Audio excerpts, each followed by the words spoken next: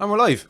Padraig, you've cold feet. I do indeed, Frado. More ways than one. How do you mean in more ways than one? Most people would take having cold feet to be nervous, I suppose. Yeah, I suppose a little nervous doing the podcast. It's all brand new for me, but we were out in Loughcrew this morning and we decided to march around in our bare feet. Yeah, we've been doing a good bit of that of late, the two of us. Whatever seems to have... There's some sort of synchronicity there that the two of us started doing it at the same time. But can you tell people what going around your bare feet means to you, say, or why you've started doing it, or when you do it, or how you do it, or why you do it?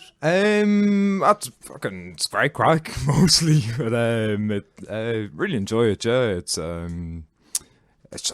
great all round. It really just gets you out yourself. You kind of get connected to nature, and you feel that tactile sensations under your feet, and that's great. It's really fantastic. I'd be feeling maybe a bit shit in the mornings or whatever, and you're kind of comfortable in your bed, and it's great to just pull yourself out of it, go for a run, get your shoes off, and just let loose, feel a bit free and wild. Yeah, I feel a bit alive, basically. Big time, yeah. It's funny because we were walking around Loughcrew this morning for a couple of hours. It's mushroom picking season for anybody who's that way inclined. And one thing that we were actually chatting away about different weather patterns that might bring on the biggest flush, because there's a season. What would you say the season is? September through to October? Yeah, thereabouts. But it starts off a few here and there, and it kind of builds and builds and builds and peaks, and then kind of tapers off. Yes. And one thing I've often heard of is it tends to peak after a cold snap. And an interesting thing about us walking barefoot around Loughcrew this morning was you really get a feel for the temperature of the ground, because for sure, it was a lot colder this morning than it was the last time we did it, which was only a fortnight ago. Yes. Warm the last day, really. Yeah, and summer's day. I wonder, is there something to that, like the tactile feedback that you get through your bare feet as opposed to through shoes or runners? It facilitates a certain part of your brain. I wonder how much of your brain atrophies by not having your feet on the ground. It's the same as if you wore thick gloves everywhere. Yeah. And even gloves, you've got individual finger movement. It'd be like putting lumps of rubber around your hands with no individual finger movement. Like, it's funny. Yeah, it'd be more like wearing mitts would be a better analogy, wouldn't it? Yes, mitts with 2 inches of rubber on the bottom. Yeah. Have you looked into minimalist shoes or that? Yeah, I've been actually wearing minimalist shoes for maybe about 4 years or so now. Okay, I didn't realise that, actually. Yeah, Vivo Barefoot is the name of the crowd. There's loads of different companies doing them, but I love them. Now, look, everyone has their own kind of ideas about what's good footwear, but for me, minimalist is the way forward for sure.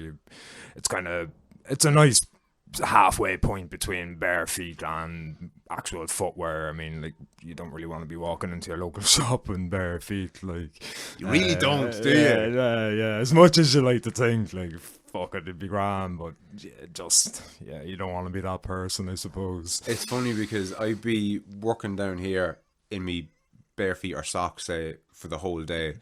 I drive down in me socks, I drive home in me socks. I might go to the shop at lunchtime. I'm putting my fucking shoes on when I go into the shop. And it's funny because there's two sides to that.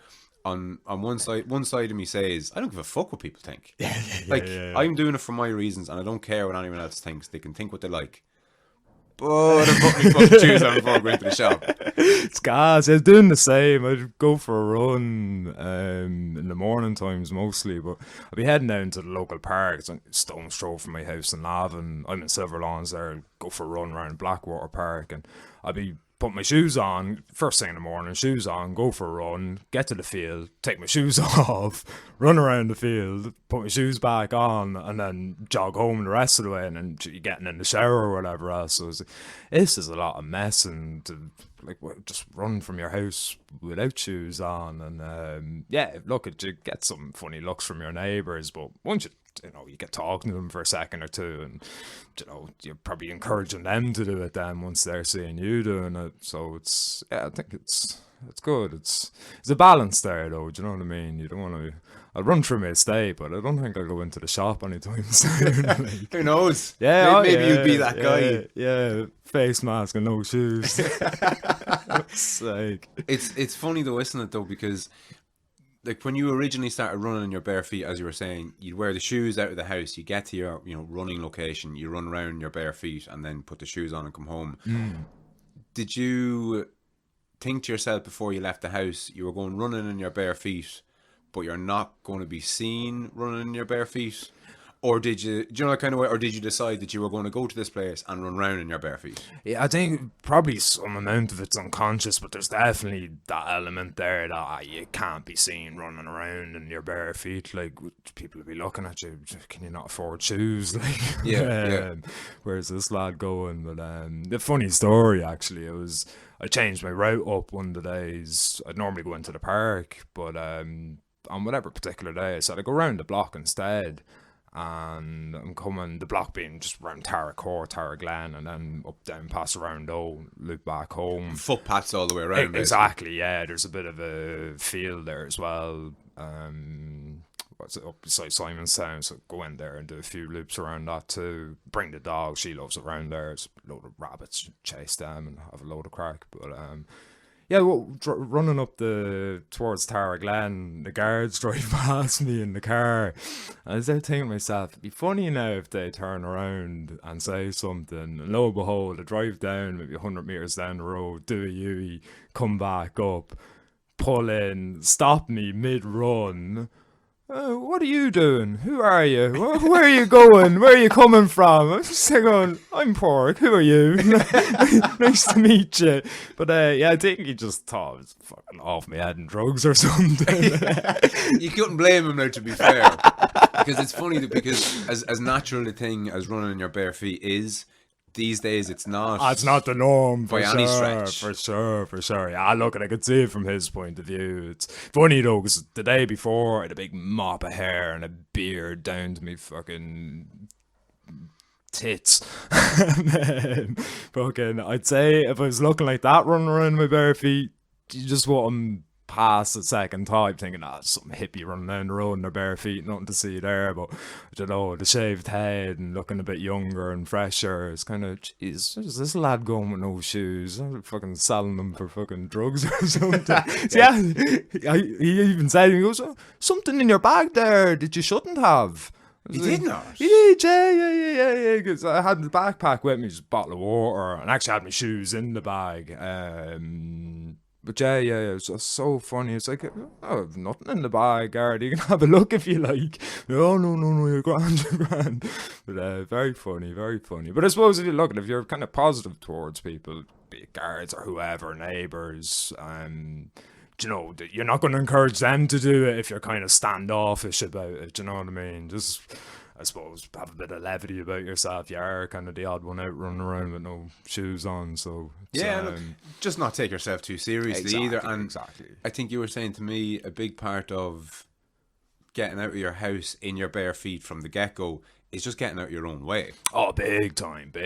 You wake up feeling like, it's another thing I've been doing recently, is kind of having, what's my reason, what's getting me out of bed? Like, is it the fucking coffee or the cigarette or the fucking, what's motivating me to get out of bed? So kind of paying more attention to that. And the jog in the morning's great, especially in the bare feet. It's a different thing in the bare feet. It's really, for me, it's a fucking, you'd be feeling a bit down or depressed, you get out there and you start running on the ground. You just, something about that little bit of physical pain that just put you in the moment, like all that shit you were thinking in the morning, or all that kind of negative fucking voices that be going off in the background, just that all disappears. Like you're in the moment, and you're kind of, it's good. I find there's freedom in a bit of asceticism. Like it's the more, sometimes the more you limit yourself, or the more disciplined you are with yourself, the more just the freedom in that. Like, it seems counterintuitive, but I'd be a big believer in it. The more disciplined you get, the more freedom there is for you there. Yeah, it's funny. You remind me of a guy, Jocko Willink. Are you familiar with him? Oh yes. Navy SEAL, kind of guy, Navy SEAL commander. But his whole shtick is discipline. Discipline equals freedom. Yeah. That's his catchphrase, basically. Yeah. A lot to it. Yeah, big time. It's powerful stuff, really. Sometimes it's the simplest stuff. It can be the hardest stuff, really, but it's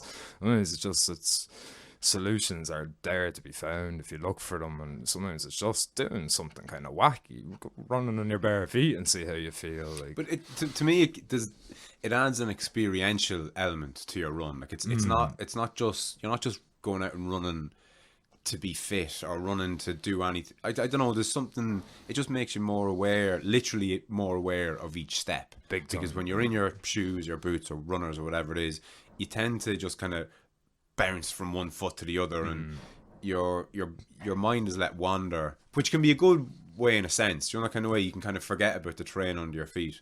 But I think being in your bare feet, or even being in minimalist shoes where you need to watch where you're putting your foot, I don't know, it just kind of brings you into the moment a little bit more and makes you that bit more mindful. Like when you're running on either on a footpath or through a field or through a forest or whatever it is, it's very unlikely that you're worrying about a bill or something you said to herself or something she said to you or whatever it is. Sure. You know, that kind of way you're very much more in the moment. You have to be, like. Yeah, big time. Ah, there's something great, and it just brings you back to being a child as well. You're splashing in puddles, and you're not thinking, oh, my good Nike runners that I paid €100 for this or that. It's you're there, you're connected to the earth, like directly, feet in the puddle, splash around, and you just that just clears the bullshit out of your head big time. No, absolutely. There's something to that as well, like the minimalist shoes and the barefoot running. It's back to basics. And we spoke about it briefly before when I was telling you about my diet over the last couple of weeks. Like since the start of August, in a big way, I've sorted out my diet. I've stopped eating, and that even in explaining it, it's good. I've stopped eating all the kind of processed stuff, all the heavily laden with sugar stuff, and what I was doing at the start, what I was cutting out all these things. I stopped having sugar in my coffee, and I stopped stuffing biscuits into my face in the evenings. And what I've kind of settled on is the diet that I'm on now is that I only eat food. That's the attempt. Like it needs to be either raw or baked or boiled or grilled or prepared, but nothing that comes out of a wrapper is typically what you could consider food. Yeah. And like there's a weird, and again, just it ties in with the barefoot walking. You're kind of getting back to nature. You're not in the Nikes and you're not eating the Mars bars, and something about doing things like that just, I don't know, it just makes me feel better about myself. Yeah, big time. I think the food especially, I think so often we're just eating, but we're not feeding an actual physical hunger. I think it could be an emotional hunger a lot of the time. Like when you've wolfed down your third chocolate bar, like that's not hunger. Like maybe it's a different psychological hunger, or spiritual hunger. There's you're filling a hole, but it's not really hunger per se. Not a physical. You're definitely not starving. Like you're nor near it. It's funny though, but you're feeding something. Oh, big but time. It's not necessarily your physical need for nourishment. No, Do you know for sure. Definitely not when you've scoffed 300 or 400 grams of chocolate and then you're moving on to the packet of crisps. Oh yeah, only to change it up so you can enjoy the chocolate when you finish the crisps. Yeah, we'll wash it down with a can of Coke. Yeah, no, absolutely. You're a chef by trade, actually. Indeed, yeah. And oh, dare I say it, an ex-vegan. Oh, fuck, boys. I might actually just have... Don't tell anyone. No, this episode is definitely going to be a clickbait episode. It's like, former vegan, Padraig Reilly. That'll just get the fucking clicks going, like. You've reneged on your veganism, Padraig. Yeah, no, sorry to all the vegans out there. Yeah, look, I'm trying not to be too rigid about things anymore. I found... look, at different diets work for different people. Still a lot of the vegan principles I very much stand behind still. I think most people that are in any way clued in about food production would agree with, like, just factory farming is inherently fucking wrong. Overly processed food just isn't really good for you. Fucking... Yeah, so there's still a lot of the vegan mentality that still kind of carry with me, but for me personally, it was just getting to all consuming. I started really considering it like a false god, for want of maybe a better description.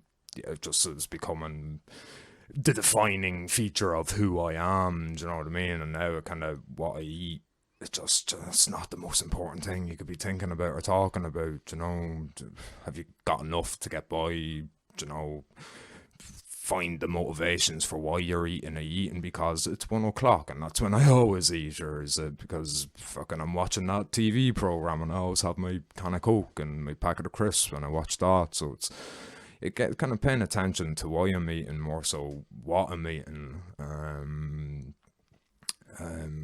But yeah, I don't know. I think people can thrive on all sorts of diets. Like, you could be a super healthy vegan, or you could be shoving Oreos down your throat and calling yourself a vegan. You know, it's still vegan, but it's certainly not healthy. Yeah, without a doubt. Yeah, absolutely. Do you know what I mean? Some people do really well on keto diets. Some people, you know, find it insufferable. Other people do really well on, you know, just purely vegetarian diets. Some people just eat nothing but meat and seem to help them out. So I think try new things and don't be too rigid about your thinking.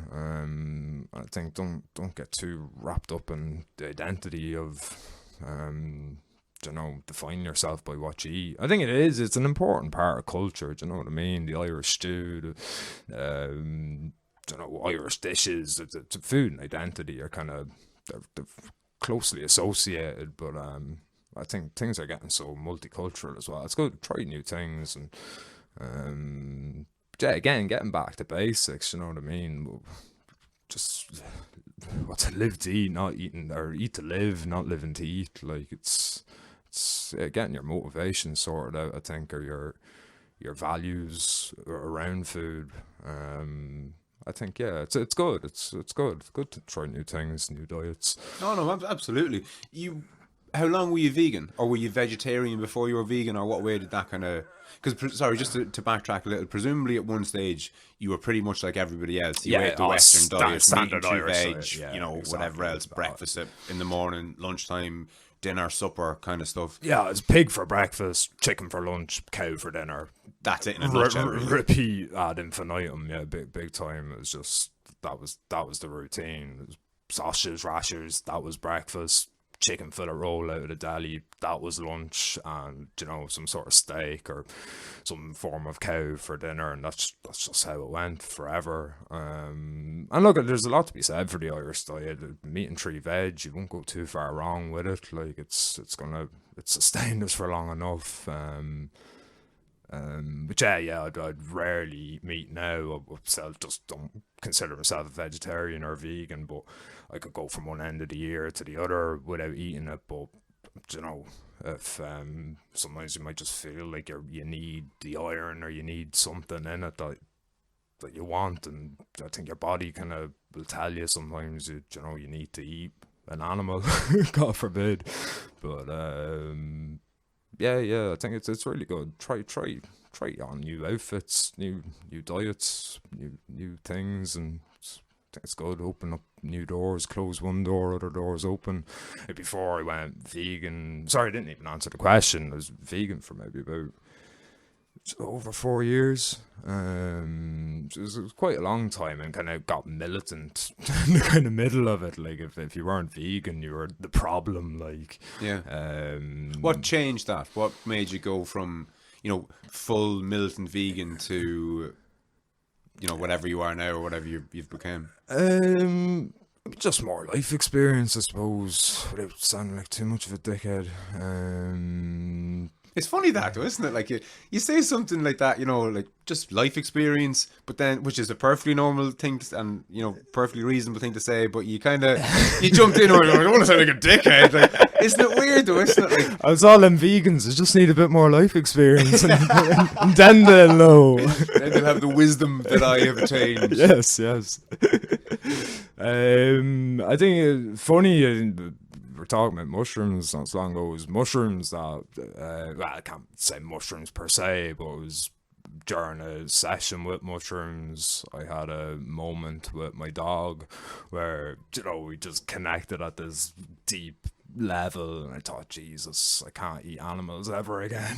Really? yeah, that was it's like a switch just turned in my head. And that made you you were a vegetarian at that point? The very or not next at all? day, no, I wasn't veggie at all. Okay. The very next day or that night, just the switch went off my head. It's like, I can't eat animals again. It just felt way too connected. They're little beings going around the place, with their own lives and their own emotions, and then you kind of exposing yourself to certain documentaries and that, Meet Your Meat and these things where you're kind of seeing the nasty practices that go on in factory farming, and just how it's The reality of it, like, big really, time, 'cause big it's- time. When you say, like, the nasty practices, you could be forgiven for hearing that and thinking that on certain farms, on certain days, certain nasty things happen. But that's it's the That's not. norm. It's the absolute norm. Like, Yeah. walk in one side and out in frozen boxes on the other side, and everything in between you don't really want to know about. Like. Oh, we're coddled. It's death is hidden from us in every shape and form, be it human death or animal of any description. Death is just, it's kind of kept swept under the carpet. No one has to pay attention to it. You buy your product in the shop that's all plastic wrapped, and even something as simple as fruit. I know nephews of mine, I'm gonna hang them now. The mum would have apple trees growing out in the garden. Shout out to the old one. The kids to be maybe a little hole or a bit of decay on the apple, and they'd be turning their noses up. And look, we're kind of, they're born into it. They don't know any better, but it's funny, even something as simple as that, an apple with a bit of decay, and it's even that we're kind of brushed under the carpet. It's like, no, every apple looks the exact same, and if there's any imperfection, you couldn't be eating that. God forbid you ate a maggot, like. It's funny. I think it's so much of death where it's swept under the carpet, away from our kind of day-to-day thinking, and it's sad because it's inevitability. Death's coming for us all. Like, without a doubt. absolutely. And I think our own deaths, like human beings, that ourselves that die, and our friends and family or whatever else, we're very much separated from that whole process. Oh yeah. The funeral director comes, and basically it's his job to take care of all of that, and he does everything, and then you come along to view the body. Now, it's not wrapped in plastic with a sell-by date on it, but it fucking may as well be. Do you know, the kind of way it's been processed, it's been presented to you. And my understanding of it is that funeral directors, and funeral directors isn't the term. What's the term for somebody who actually does the mortician? Mortician. Their goal seems to be to breathe life back into the corpse. Yeah, in some kind of weird way. Like, that's like, I've been to burials and to people being laid out and that, and they've got rosy cheeks, and it's just I don't know. Like, he didn't have rosy cheeks for the 20 years I knew. You know, I don't know. There's something a bit weird about it, but we very much are separated from that whole process, and I think we're very much the worst. But hey, it's as intimate and personal as it gets. Your death, it's as intimate and as personal as your birth. Like, it's, you can't have one without the other. But I think between even birth, we're kind of coddled as well. It's that's the authority looks after that, don't you know? You go to the hospital, sign yourself in, and the designated person. It's not a mortician or a funeral director. It's a midwife or an anesthesiologist or whatever it is. Even the midwifery is kind of dying out. I think there's only 2 centres left in Ireland. There's one in Cavan, I know that much. I'm not sure where the second one is, but they're being defunded, and I can see midwifery disappearing in the next decade. Very much it's a clinical procedure, never mind the millions of years of us giving birth with our tribes, and to be the strong female presence. You'd maybe have the whole tribe of women would help the pregnant lady through their birth, but it's all very medical. It's a procedure. It's, you come in to the authority, they'll very much a revolving door. I think it's just fill you up with epidurals, and next thing you know, you need a C-section, and it's in and out, and mechanized, and next. Yeah, in and out. And look, don't get me wrong, it's brilliant for what it does, and sometimes it's life-saving for the baby and the mother. We don't want to go back to the child mortality rates of old. Oh, big time. But look at the children dying in the hospital too. Do you know what I mean? Absolutely, Birth has always been a tough thing to go through. I'm glad I'm not a woman, that's for sure. But and look, I'm painfully aware I don't have any kids, so like it's all very hypothetical for me, and kind of you know, I don't have any personal experience, so it's very much all up in the intellect when I'm talking about these things. But I think we're very much coddled with life and death. Everything's kind of just, the authority has the answers. I think it's wrapped up with school and everything else. You're kind of, the authority has the answers. The answers are in the back of the book. You don't think for yourself to get the answers. The answers are there. If someone who knows what they're talking about has figured this stuff out, and there's no need for you. I remember I was sitting again, one of my nephews was doing his homework. One of the questions were, what are your 5 senses? And then the young lad's flipping to the back of the book, and I was like, yeah, think about that there for a second. Just encourage some, just independent thinking. I suppose would go against a lot of the schooling principles. But he's like, no, this is how you do it. You go to the back of the book, you get the answers, and you write them down, and that's how it's done. I was like, but you can think about it for a few seconds. And look, I remember being in school when the adult was kind of doing that crack, which is like, no, fuck off. You weren't in the classroom, you don't get it. Yeah, this is how it's done. Exactly. But no, to be fair to him, he thought about it, and yeah, he's think about what's in your head. You've got a nose there, you have ears, you have eyes, so he's working through it. And fair to see, he got the 5 senses we supposedly have, and then trying to connect with them at a bit of a deeper level. What about a sense of fear, or a sense of grief, or a sense of happiness? And what are you talking about, Padraig? There's only 5 senses. There's only 5 senses. It's implicit in the question. What are the 5 senses? This is it. So often the question dictates how the answer is. To be so careful about our assumptions.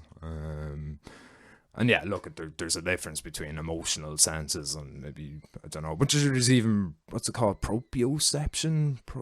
Jesus, no, proprioception? I think that's how you say it anyway, probably butchering it, but yeah, but I think it's like your spatial awareness, basically. So you get a sense of whether you're confined or in an you're open confined, space, or maybe or upside down, or how far away is the roof from your head, or I'm fairly sure it's recognized as your a sixth sense now. Oh yeah, well we have a whole pile of senses that aren't in the 5. Yeah. Again, as you said yourself, you're not sure of the word, but I would have said when you're upside down, so that might be. I think it is, yeah. And I can't think of. There's half a dozen different other ones. Like if you turn a corner in a car with your eyes closed, the car is going around the fucking corner. Like, and maybe it's the same perception that you're talking about there, but again, as you said, it's the question that kind of dictates the answer. Big time. Even if it was, what are the 5 main senses?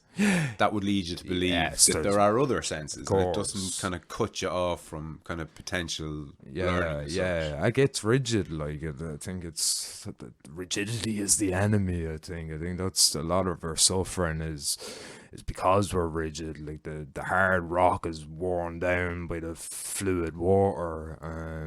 I think the more you can be fluid and open and it's within reason. Like, I mean, you need boundaries and you need definitions and categories. It's important stuff. It's how we learn, but they can be downsides as well. Like, I suppose everything has a downside and an upside. So it's I think we have to be careful with our language as well. There's so many traps in language, and sometimes, again, just how we frame something, it can very much close off so much other parts of life. And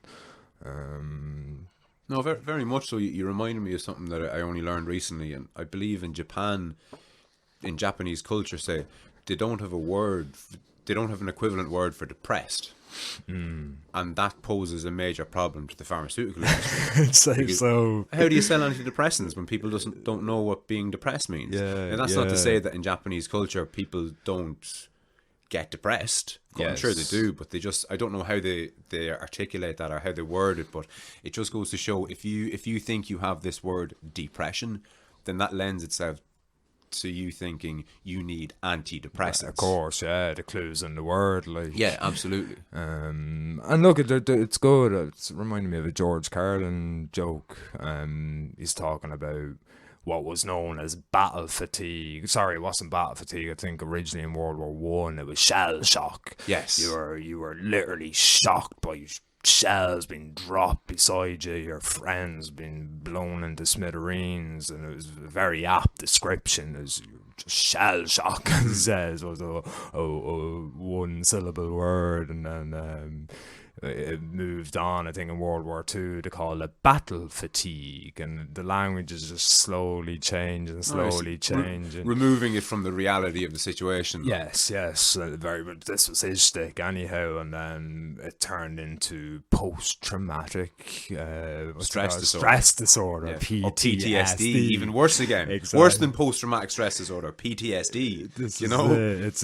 It's turned from like a one-syllable word or two-syllable shell shock to post-traumatic stress disorder. And I look at there's the flip side to that as well, where we've kind of learned more about what is actually going on a battlefield. So at first we thought, just shock from shells, you know what I mean? And then, no, it's actually more like you're fatigued from the battle. And now it's, no, wait a minute, there's something even more general, PTSD, and you mightn't get it from a battle. It could be from a bad breakup or a car crash so I think it's a useful tool, and I think sometimes generalizing the language a bit more, kind of, it's just an upside and downside, I suppose. There's no right or wrong in it, but we just have to be careful about our language.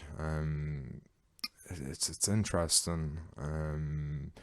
So yeah, on the PTSD, it's maybe a clinical observation, but you've lost something when it was shell shock. You knew, it's a powerful thing to say. It's like, these boys experienced something seriously traumatic. When you say post-traumatic stress disorder, it's kind of seems like it's a bit more further removed and generalized, but I'm sure it's useful in a pile of different ways, but yeah, it certainly loses something as well. Oh, without a doubt, and like most of these things, it's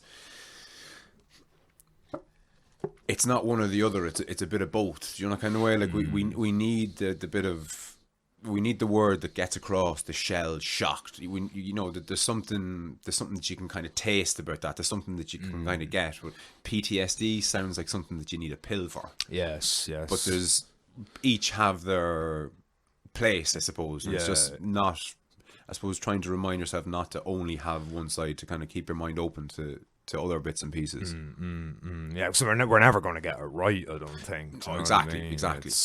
Language, I suppose, changes and shifts over the years as well, which I find can be valuable in one sense because it kind of needs to change with the times, but detrimental on another hand, because when we look back on what people said, we need to know what they meant, and if the meaning of the words have changed over the last couple of either decades or hundreds or thousands of years, things can very much be lost in translation. But it's just interesting on the whole, the way we use it, the way some cultures describe certain things certain ways and others in different ways. There's no real right or wrong, I suppose, but being aware that certain words are problematic more than others, I suppose, is only beneficial to. For sure. For your progression, say. Yeah, it reminds me of Terence McKenna talking about like how poorly defined, it's even yourself and Ivor were talking about the last podcast, drugs, and McKenna would say like, it's a poverty of language. Just say drugs. Like, are you talking about sedative state of minds? Are you talking about psychedelics? Are you talking about stimulants? Are you talking about, it's just we kind of have these umbrella terms, and sometimes it can be so kind of low resolution that they lose all meaning, I suppose, or it's just a great brush to fucking tar everyone with. Like, it's so you're a drug addict, or you're a this, or you're a that.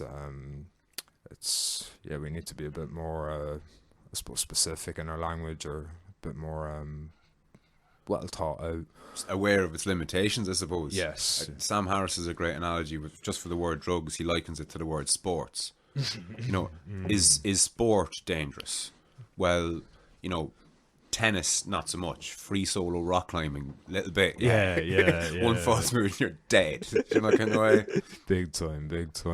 But sure, I suppose that's what this podcast is all about as well. It's kind of dialectic. We're trying to learn just through conversation, which I think it's a really powerful thing. Oh, without a doubt. And from before the get-go, even my goal was to talk to as many different people from as many different loops as humanly possible, because you're in several loops, but you're in loops that other people aren't in, and 2 words out of your mouth could just mean so much to somebody who doesn't have a clue. Yeah. So that's been the goal from the start, is to just, I suppose, broaden my understanding of everything. In that kind of way. Yeah. To speak to people who either are about to become vegan, or who are vegan, or who have been vegan, and get a full spectrum. Because I think a lot of the time, and again, it's another problem with language maybe, we hear the term vegan and we have in our minds an understanding of what that word means. Yeah. But it might be correct. It is. It's typically a stereotype, or a caricature, or an icon. Yes. You know, we have these representations and we think we know what these words mean. But the one that makes me laugh is drugs and alcohol. Like, how is that still okay? Like I get how that was okay maybe 20 years ago, when the general consensus was, you know, drugs are things that criminals get involved in and you wouldn't be seen dead with. But I mean, we've come a long way in our understanding of all these substances. But still today, according to the HSE guidelines, it's drugs and alcohol. Yeah. Like, fucking hell, man. I think every culture kind of picks a substance and kind of codifies it into their culture. So, you know, there's some people fucking drink deer piss to get high, do you know what I mean? And it's built into their culture, and we're in a very much an alcohol one. I think up until the 1800s, the Bavarian Beer Act, they actually banned the use of psilocybin in alcohol. So you'd have basically a potent fucking beers that would be laced with psilocybin. That was all knocked on its head. But yeah, I think we culturally instantiate some drugs, and then by default all them other ones are bad. They're to be kept in the locked up until we know more about them. And look, there's probably good reason for that too. But it's funny, I think we all have a tendency to think the things I do are okay, and then the things that other people do, I don't know about that now. So it's funny, I suppose we're all full of our own bias and our own ignorance or arrogance, or a healthy mixture of all of the above. Oh no, without a doubt. But I think with multiculturalism, whether you love it or hate it, it exposes you to other cultures, and it exposes you to other ways of life, and I suppose can open your mind, and again kind of broaden your horizons again. Like they say, travel broadens the mind, and if a load of different people have moved from different areas into the one spot, there's a kind of a travel there. If you've got a diverse group of friends, it's not travel per se, but it's almost intellectual travel if you're talking to different people from different walks of life, from different cultures with different opinions.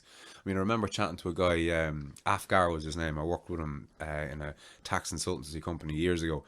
And he was from, where was he? He was from Pakistan. The name of the city, it'll come back to me. You don't know the capital of Pakistan off by hand, do you?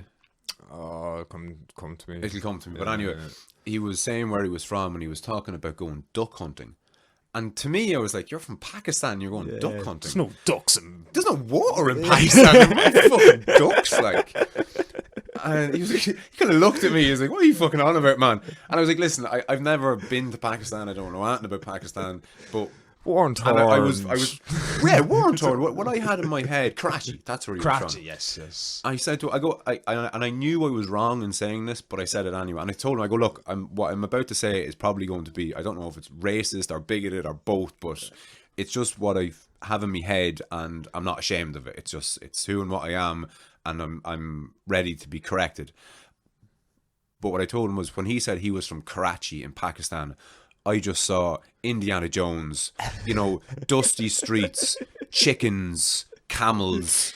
And I'm telling him this, and he's just fucking wetting himself laughing. And he goes, no, hang on a second, man, hang on a second. He pulls up his fucking Facebook profile and starts going through his phone of him off in the fucking wetlands. This is in Pakistan. And he's like, man, he fucking seriously that, ill-informed about the world. And I was like, Yes. a little bit, yeah. Big time. And I personally, even in that moment, felt one step ahead of most people, because at least I was kind of aware of my own ignorances. Yeah, that kind of way, which is a step closer to having an actual understanding of the world, and not just, towel heads, Middle East, people, dump a bomb on you kind of thing, all these tropes that we're growing up with. Oh, well, yeah, if you're the only source of information is the RTE News, all you know is that where Saddam Hussein came from or something?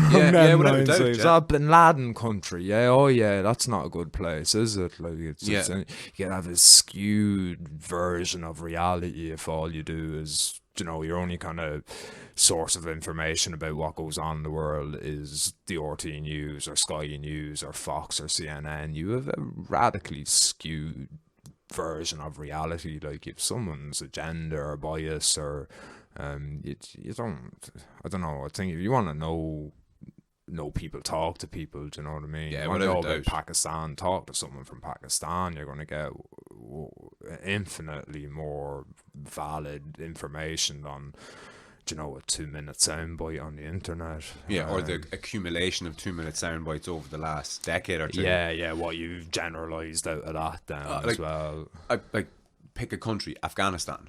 All I just think of is heroin and bombs. Same. And the Taliban.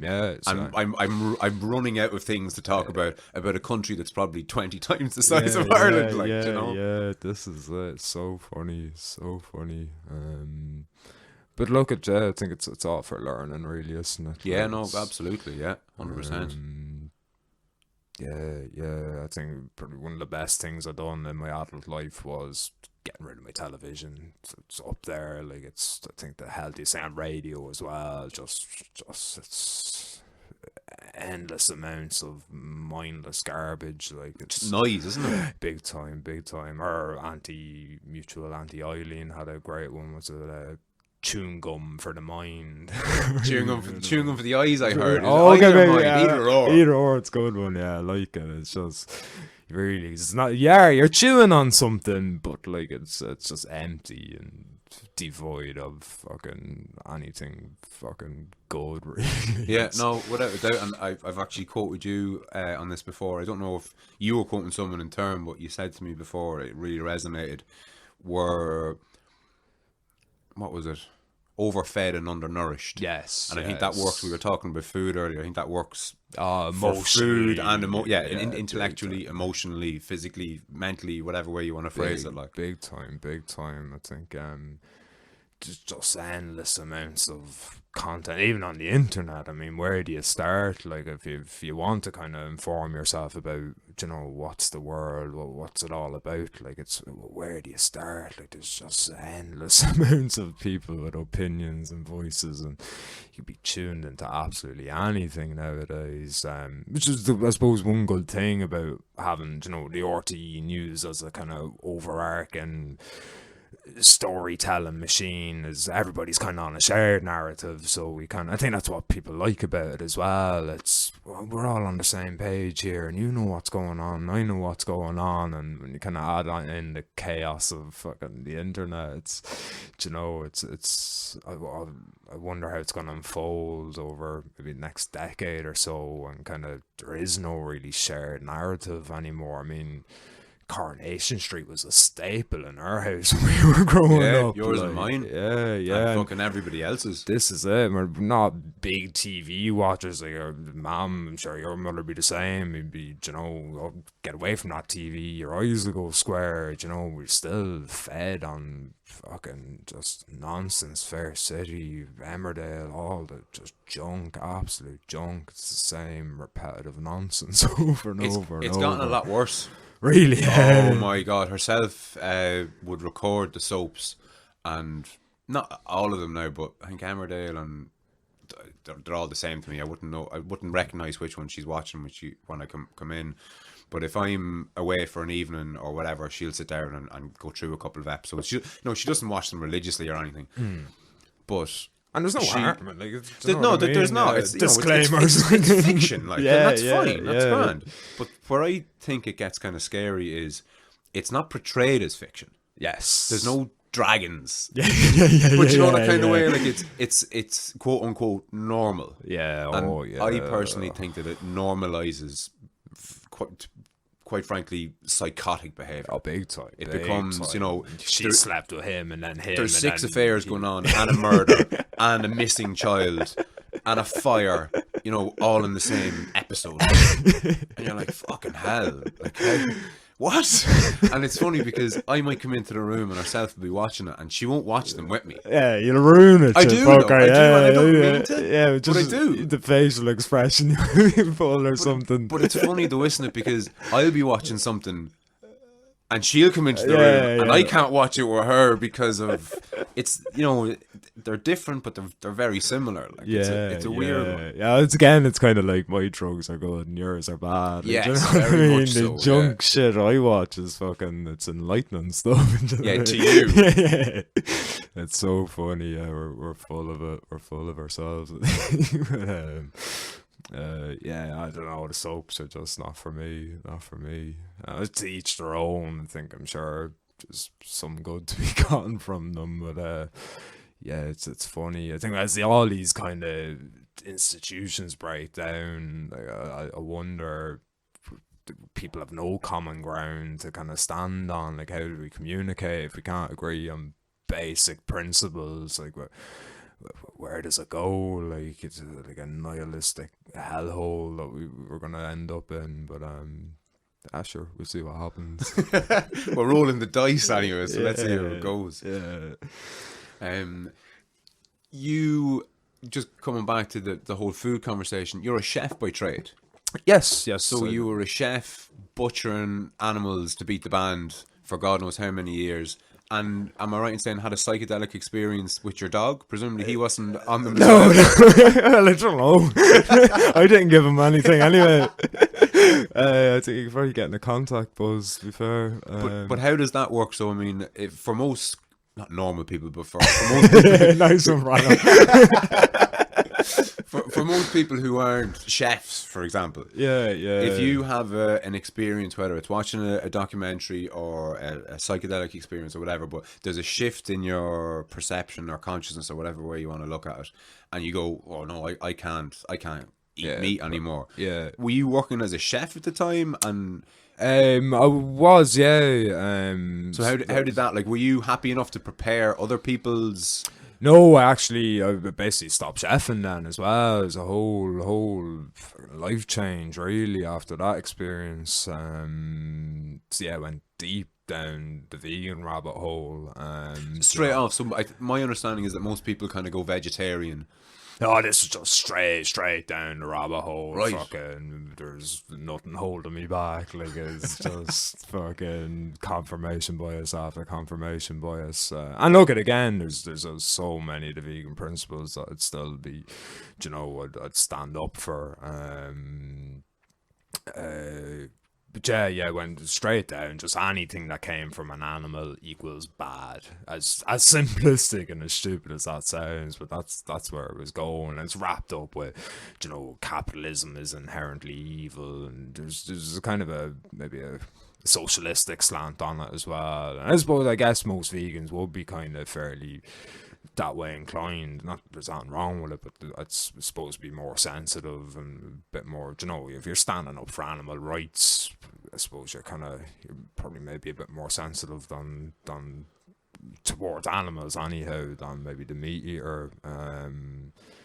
But deep down the vegan rabbit hole for close to 4 years, and yeah, I think it slowly rolled back. I was thinking, but sure, get a few chickens and then the eggs are okay because they're laying them anyway, and it's not a battery. I'll have my own chickens. I never got chickens, but started eating eggs again. They're free range, don't you know? Yeah, that's just capitalism just invading your life again. Oh, isn't it? yes, you know, yes. You justify it fucking one way, and then it's everywhere. they're just there, and it'd be just as handy, and I couldn't be arsed. And I have the chicken coop and all.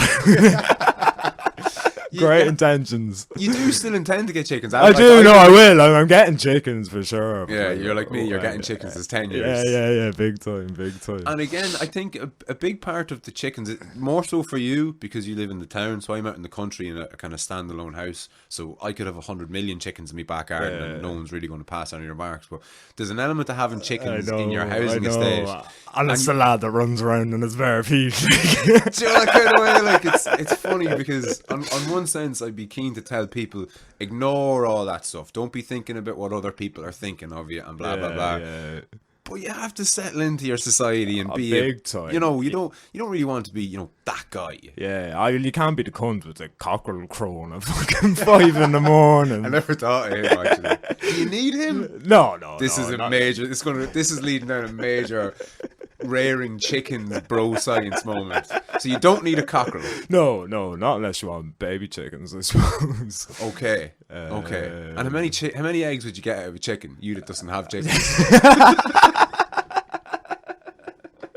I think on average they will one a day laying. I think they call them hens if they're laying eggs. Okay, so oh fuck! Right, whoa! I know, mind blown. The walls have just shifted here slightly.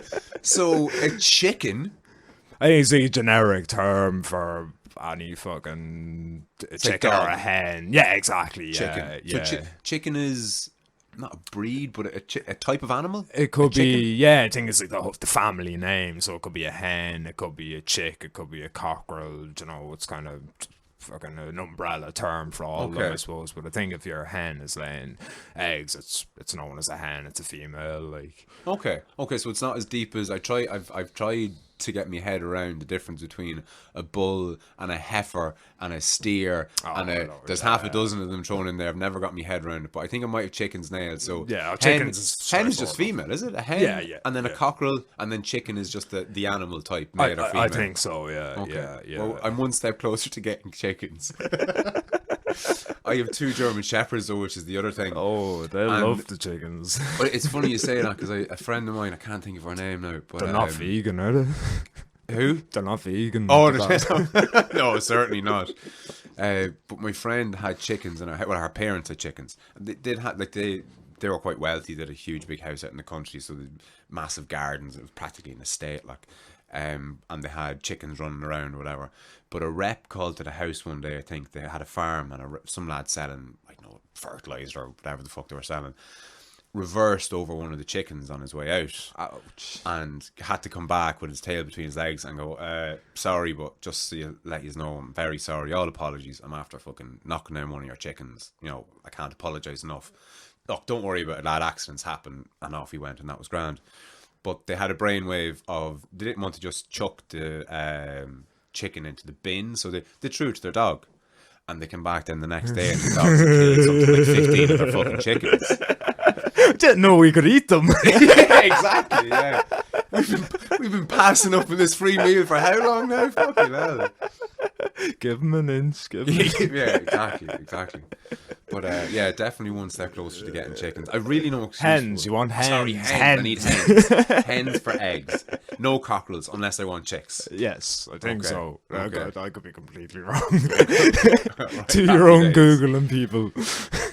Just for the benefit of myself and everybody else, what's the difference then between veganism and vegetarianism?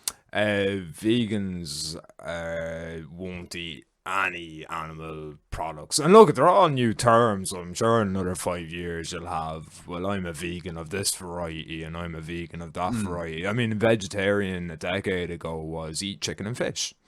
Oh, really? That was a vegetarian, standard vegetarian. Would- Chicken and fish, white meat isn't animals. So it was red meat.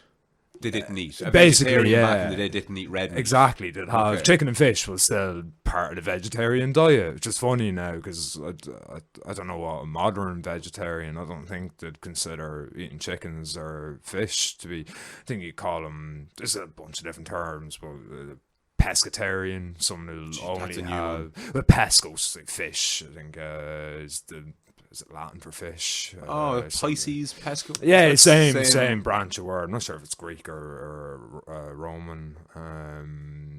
Jesse, pescatarians, what's the other one? Ovo-lactotarian. And so, sorry, pescatarians eat only fish or not fish and vegetables. Like Okay. yeah, fish should be the only meat they're having per se. Okay. Like, And sorry, what was the next one? you've ovotarians, people that eat eggs. So I think basically no other animal products, but will have eggs. Yeah, because the egg isn't. It's not. In a way, it's not the animal. Yeah, if that yeah, makes yeah. sense. And like- they're laying them just as part of the course. Like a chicken will lay, or a hen will lay eggs. There you go. Am I right in saying? I need to say chicken's egg. A hen's egg is its period. Yeah, which is a great fucking bit of vegan propaganda there. Ugh, you're eating the fucking period of a fucking little bird, like, yeah. And when you get very logical about it, and I found that was, for me, that was kind of some of the downsides to veganism. I'm not knocking anyone that's down. I think more power to you if that's what you want to do your thing. But that was just so rigid. It was, and too logical. Like, oh, you're really gonna drink the milk of another species? Like, it comes out of the cow's tit, and it's, you wouldn't drink it before it was processed and before it was fucking pasteurized and homogenized, and raw milk. You wouldn't fucking go near it. And there's some logic to it. Like, there's truth in it as well. The milk is to turn whatever 100-pound calf into fucking a 100-pound calf in the space of a few weeks. You know what I mean? It's super nourishing and super fatty. I suppose That's actual milk, though, as opposed to what we buy in the 2-liter plastic jug thing in the big shop. time. I guess most people wouldn't. Again, another thing we're kind of maybe coddled away from is just what food is before it's fucking made fucking palatable to the Western fucking palate. But yeah, the milk is an interesting one. So yeah, you'll have ovotarians, lactotarians, or ovo-lactotarians, people that eat just eggs and milk. They'd be the only kind of animal products that they'd be eating. So yeah, I'm sure veganism will branch off into a bunch of different kind of subsections. Yeah, I think it's any other kind of terms to throw out there. Yeah, look, there's endless amounts of new diets. People are making up new diets every other day of the week. Yeah, like my new one, the food diet. The food diet, yeah. But it's weird though, isn't it? I've often wondered, it's funny, it's one of these things, I keep catching myself saying it on the podcast. I'd say I must look up the definition of this word that I'm about to start talking about, and do I? No, I fucking don't. Yeah. But food, like what's the definition of food? I mean, if you go into a shop these days, like you can buy all sorts of like sparkly, sugary, sweet things, for not even snacks, but treats, sweets and different things, and you can eat them, and they don't make you sick. But is that the new definition or standard for food? Yeah. Like, if you eat, like, does it have to give you energy? Does there have to be nutritional value in it? Because I wouldn't think that, I don't know, a chewing gum or whatever sweet, it might have zero nutritional value, but it certainly has energy. But does it need? I don't think it needs to have both to be considered food. Yeah. I wouldn't have a clue myself. Kind of is there kind of legal definitions then as well? It's funny you say that though, because I was listening to something recently and it was gone about. It was your man. He actually wrote a book on psychedelics only recently. He'd done one on the meat industry and on big food writer. Oh, Michael Pollan. Michael Pollan, that's the man. I was watching, I think he has a documentary called Cooked on Netflix. It's actually fantastic. Oh, I think it's a 4-part series, an hour each, and each one is fire, one is earth, one is water, and one is air. And fucking hippie. I know, yeah. I He know. done drugs recently, didn't he? But you know, it's super interesting stuff. He talks about how fire, our mastery of fire seems to have coincided with the doubling of our brain size. So that there's a theory that when we started cooking food, it gave us so much more nourishment that we had the surplus energy to grow our brains. He actually says something that was really cool. He views ovens as extensions of our stomachs. Yeah, brilliant. I just think that's class. Love it. Yeah. So all technology really is an extension. Extension, It's all 100%. born of thought. Like everything around you is created by thought. Yeah, no, without a doubt. Sorry to interrupt. No, you're grand. I'm not even sure if I can bring myself back to what I was going to say there. Michael, Something about pollen. fire, or all the Fire, extensions of our... The extensions, yeah. No, it's gone. It's gone in the wind. But with food in general... Oh, I'm back in the room. I think it's on one of his episodes that he mentions how the bread industry basically had to get onto the FDA to change the FDA's definition of bread. Because their original definition was, and you might be able to answer this, water, flour, and some rising agent. Rising agent. And that was like the ingredients of bread are water, flour, and a rising agent of some description. But they had to get them, the food industry basically had to get them to change that, because they were putting so much stuff into what they were calling bread, it didn't fit the description according to the FDA. So legally they couldn't call what they were selling bread, because there was so much more in what they were selling than what was in their definition. So they got the FDA to change the definitions. Instead of changing what they were doing to meet the standard of what it needed to be bread, you change the definition of it, and you're off and you're off and running. Like, it's gas. Yeah, I'm sure it's funny. I wouldn't be looking again. The authoritative structures, the fucking food pyramid. Like, if you're basing your diet off of that, like, what's wrong with the food pyramid, Padraig? It's perfect. Nothing wrong. Well, look, we're very much so on the same page there, okay? But there's people listening, I'm sure, that are going, the fuck is wrong with the food pyramid? So could you elaborate on that a little?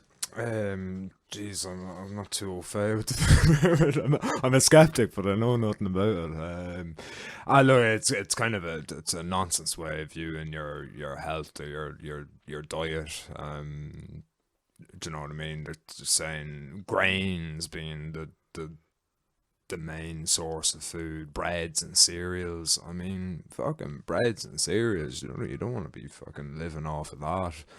Maybe if you're poor, like, you're nothing else. But it's funny, like, I suppose as mindsets change, or maybe a bit more science gets behind, more food science is done. But I mean, was it maybe, I think the 60s in the States, they made the sugar industry basically had a smear campaign against fat. So it was fat bad, sugar good, and do you know what I mean? These super sweet cereals are the best breakfast you could be giving your kids, and even when your kids' teeth are rotting out of their heads, you're still thinking, oh yeah, no, cereal's good stuff.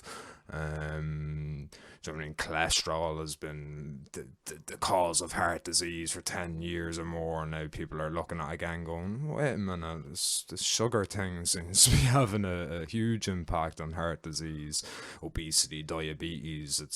And again, you have to be, even it's the poverty of language again. When you say sugar, what do you mean? Do you mean fruit sugar? Are you eating an apple? Or do you mean heavily processed white granulated sugar that's a million miles away from cane sugar? Or worse again, some sort of sweetener. Yeah, your stevios or whatever. There's endless amounts of them. And this, you gotta love the capitalists. They'll increase the sugar tax, so that'll limit people's sugar. It's let's start putting in a bunch of other sweeteners that we don't really know the impact of.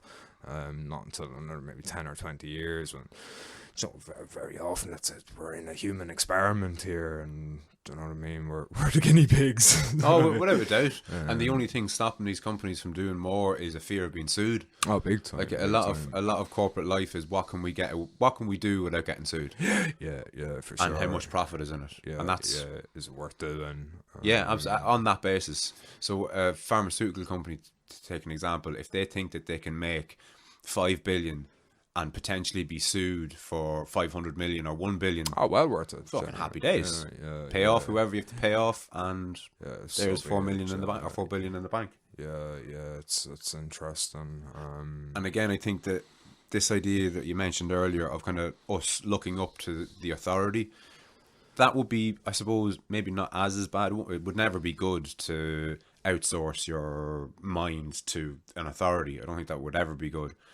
But if that authority actually genuinely had your best interests at heart, it wouldn't be nearly as bad as it is now, because that authority's interest is, for the most part, making money these days. And if that's not their direct objective, it's the direct objective of something that's supplying that industry. Do you know that kind of way? It's all connected. And look, sometimes people are just operating off of poor information, or it's. I think we're constantly learning, we're constantly developing. So what was considered fact 10 years ago now is, complete nonsense nowadays. I think 4 out of 5 doctors smoke this brand of cigarette. yeah, big time. Look at it, it's a learning curve, but I mean, it's one of our mutual auntie Anya again. One of her expressions is always bring your brain with you. Don't leave it on the dresser table. It's really important to try and think for yourself as much as you can. And just to instill that, it's a habit thing, I think, as well. Like, if you spend Monday to Friday kind of being lazy in whatever regard, like it could be a very obvious lazy, you sit in front of the TV all day long, or you never exercise, you're just a sloppy thinker, sloppy in your habits, you know what I mean? You're just creating work for yourself every time you go to do something, do you know what I mean? You use a cup, and then you go and use another cup, and then you go and grab another cup, and I'm constantly doing it. Like, you fucking 8 glasses at the end of the day going, why wasn't I just drinking out of the one? But I think the more you're in that, them habits, it's very hard to then on a Saturday go, right, I'm going to try and learn this. For me, I'm a big guitar player, so I'm trying to learn a piece of music. If I've been kind of sloppy all week, it's very hard to then kind of try and sit down and try and be clear in your thinking. I think it's either you're in the habit of doing things the right way, or you're in the habit of just making a mess of things. I found training with yourself, for a short time been doing it, it really helps with that as well. It's kind of, do you know what I mean? You're focused, and it just extends into every part of your life. It's not like, oh, I go and do my exercise thing here, and that's a little segment of my life all to itself. It's no, that'll affect everything you do. I think you are what you do, you are what you see, you are what you hear, you are what you expose yourself to. So very often it's how you're thinking dictates how your life goes. Like, without a doubt. And I think there's a nice little succinct expression that summarizes what you're saying. How you do anything is how you do everything. Yes, big time. The microcosm and the macrocosm are the same thing. Like, yeah, I think we fall victim to that a little bit. So another expression that I'm a big fan of is we overestimate what we can do in a short period of time, and we overestimate what we can do in a short period of time and underestimate what we can do in a long period of time. Yes. So you see somebody playing the guitar and you say to yourself, Jesus, I could never do that. In 20 years I couldn't do that. And in the same breath you'll go, I'm going to get fit tomorrow, and I'm going to, I'm going to do this, and I'm going to have a 6-pack in a fortnight, and I'm going to change my life around. And I don't know, it's obviously not quite that straightforward. In relation to learning and schooling, I was telling you earlier, myself and herself are having a bit of trouble with the little man kind of readjusting back into school. It's course, hard. He's yeah. going from junior infants to senior infants in the middle of a pandemic. So there's, we're wearing masks, dropping him off. We can't go past certain places. He has to stick with pods. So he has all that compounded on top of, being 6. Yes. In this fucking crazy world. How long since he was in school? It's like 6 or 7 months since they've been at school, is it? Fuck. When did lockdown happen? March, was it? Because he wasn't in school the schools closed. The first, if memory serves me correctly, before there was a full lockdown. Yes, yeah, we were still working. Yes, and he was out of school. So lockdown was 3 months. We're, let's say, a month. Well, we're 2 months out of it, but he's. What are we looking at? 4 or 5 months, maybe? Is that how long this of a break? Yeah, 4 or 5 yeah, months, yeah, anyway, yeah. which is a hell of a long time when you're 6. Big time, yeah. Because you can kind of delete 0 to 3. Do you know that kind of way? So 3 years and half a year. Do you know that kind of way to him? Big proportion of your life. Like the reason that I brought that up is you've mentioned the idea of homeschooling. And I've often semi-ridiculed you by what's that other expression? Tell me more about how you're going to raise your imaginary kids, hypothetically. Love that saying. Yes. But still, I'm becoming more and more of a fan of homeschooling. The more and more difficulties I'm having with my kids in school, you know, kind of way. Yeah. But what are your thoughts on it generally? Because homeschooling is one of those things. You can be vegan. You can wear no shoes, you can grow your beard down to your toes, you can be pretty weird and get away with it. But as soon as you mention homeschooling, red flags everywhere, and rightly so. Oh, big time. So because I think the main reason for the kind of raised eyebrows and the what's going on here is you're not doing it. Do you know that kind of way? It's like one thing that I've thought about before with vegans and vegetarians is, are they going to raise their kids vegan and vegetarian? Because most people alive these days, at least, they were brought up, like most vegans I would imagine, were brought up eating meat and dairy products and whatever else. Maybe not so much in the vegetarian, but I think for vegans probably more so, yeah. And maybe nowadays vegans are having kids and they're going to bring their kids up vegan, who knows. I think vegetarians, you know what I mean, most of the billion people in India are brought up vegetarian. True. Do you know what I mean? Of course, it's something that I always have to remind myself that when I make an observation, I have to remind myself that it's grounded in my white, straight, male, Irish being. Do you know that kind of way? And all the just say, go on, sorry, I'll keep going. There was a joke there somewhere, but which on homeschooling, so you don't have kids. Would you be married? No, you wouldn't be married by now. You had to postpone the big day. We don't know what we're doing there yet. Just because of COVID. Like. Yeah, basically, it was meant to be happening in November, but we're just everything's up in the air now. We're thinking maybe have a small wedding, but we've family that are abroad and that we're not sure about them being able to get back. And yeah, look, it's all up in the air. Fast forward then to when you do have kids, whenever that happens for you. Have you decided basically between you that you're going to homeschool? Yeah. It's funny. It was only the other day I was thinking I'm not even going to call it homeschooling because it's. That's not the point, is it? Yeah, like if you're going to do what they do in school at home, big time. You may as well just bring them into school. Like. And look at it with all the remote learning that's going on now. Like, when they could remote learn anything they want, why would they remote learn school? Like, you're a product of your environment. You go to prison, you learn prison. You go to school, you learn school. It's not really. It's not education as such. It's a lot of it's more so indoctrination. Now, look, it might come across a bit, whatever, one-sided about it or one-minded about it, but I think a lot of it's, keeping the kids at the same level. It's, where else do we segregate humans by age and sex? It's strange when you kind of take a fresh look at it. And look, there's lots of merits to it, big time. Yeah, I think for us, we're privileged. We're in a position where we have a roof over our heads. We don't have major bills. We don't have a mortgage, so we kind of have the freedom and the time to be kind of educating ourselves before we go thinking we can educate children. And you would, I think, a lot of the raised eyebrows are, "You're not a teacher, so how could you teach kids?" Again, it's that we've all been through a school system ourselves, so of course we're going to think that way. I'm just going to rant on about school. By all means, because it's funny. You're, as I would be, you're in that loop.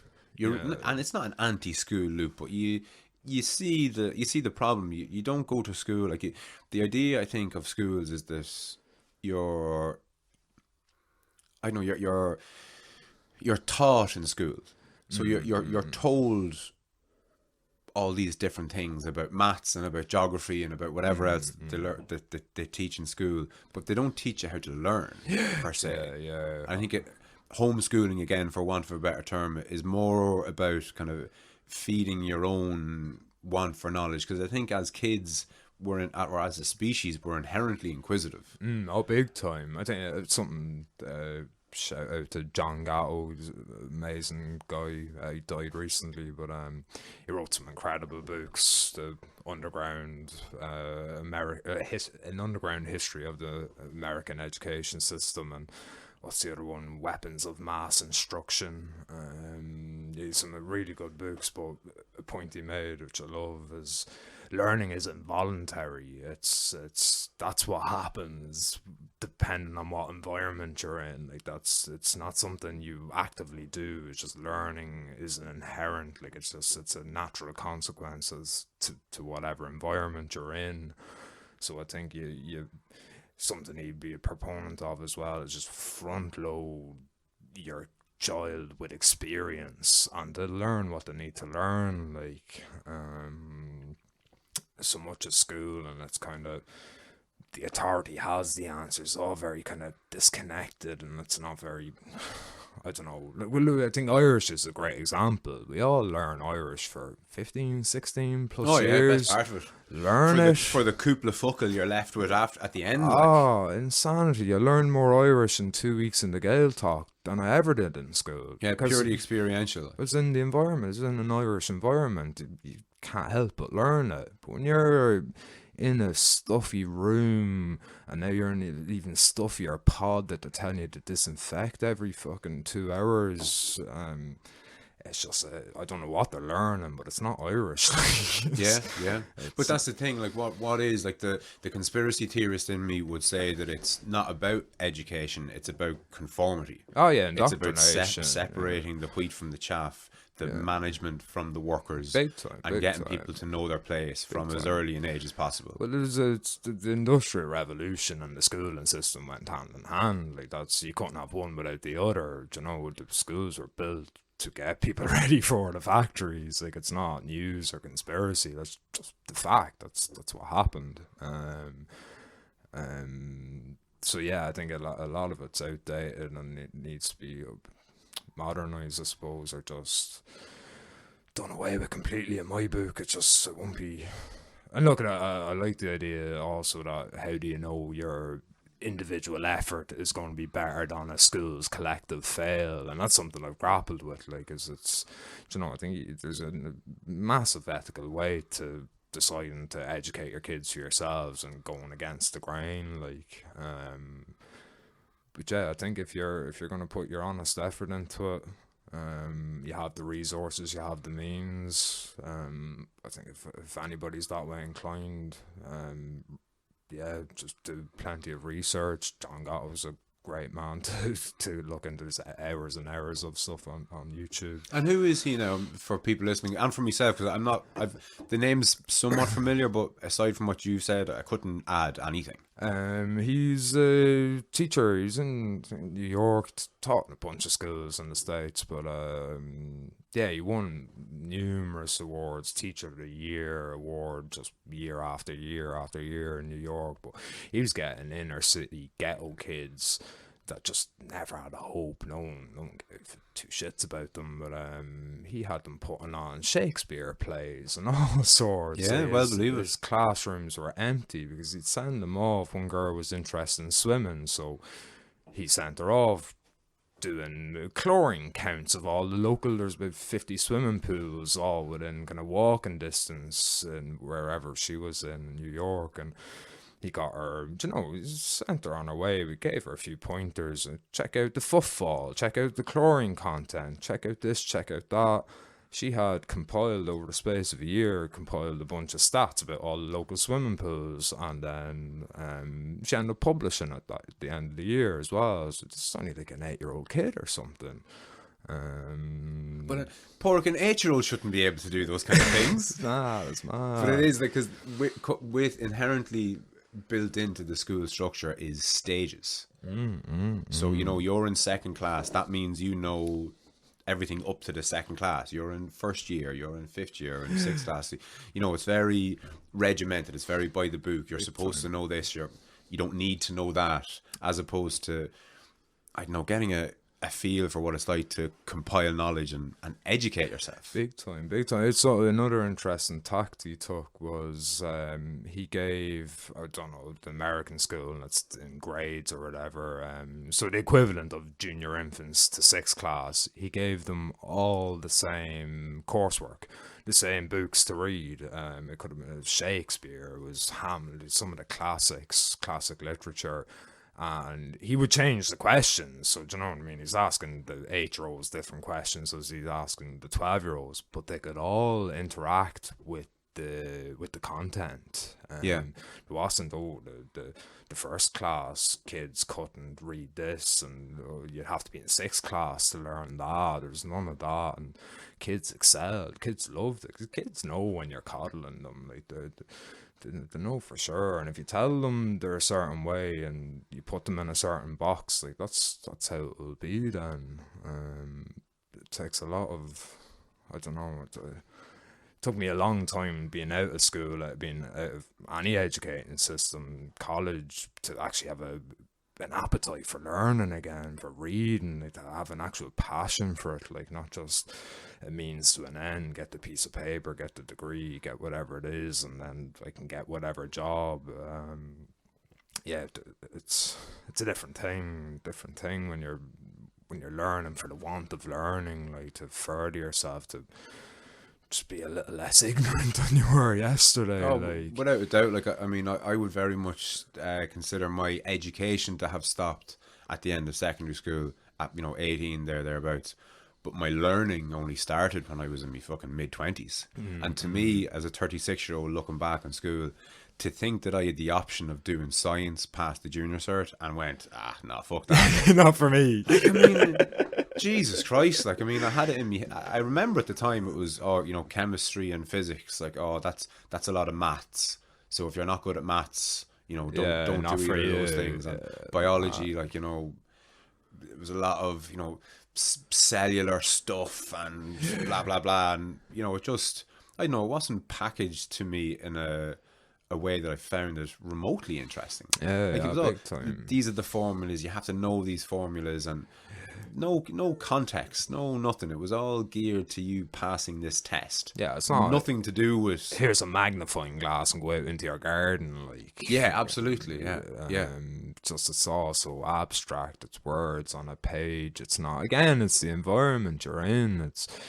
You learn infinitely more. You'll actually learn the Irish language if you go to the Gaeltacht. You'll go to 15 years of school and you can barely speak a word. I think that says it all. You can't really say any more than that about the school system, right? It's the same, but maybe Irish is just too obvious an example or something. But I think it's the same. If we were to learn, if English wasn't being spoken at home by our parents, we'd be as fucking clueless as well. Like, yeah, it's funny. You've hit on something there for me.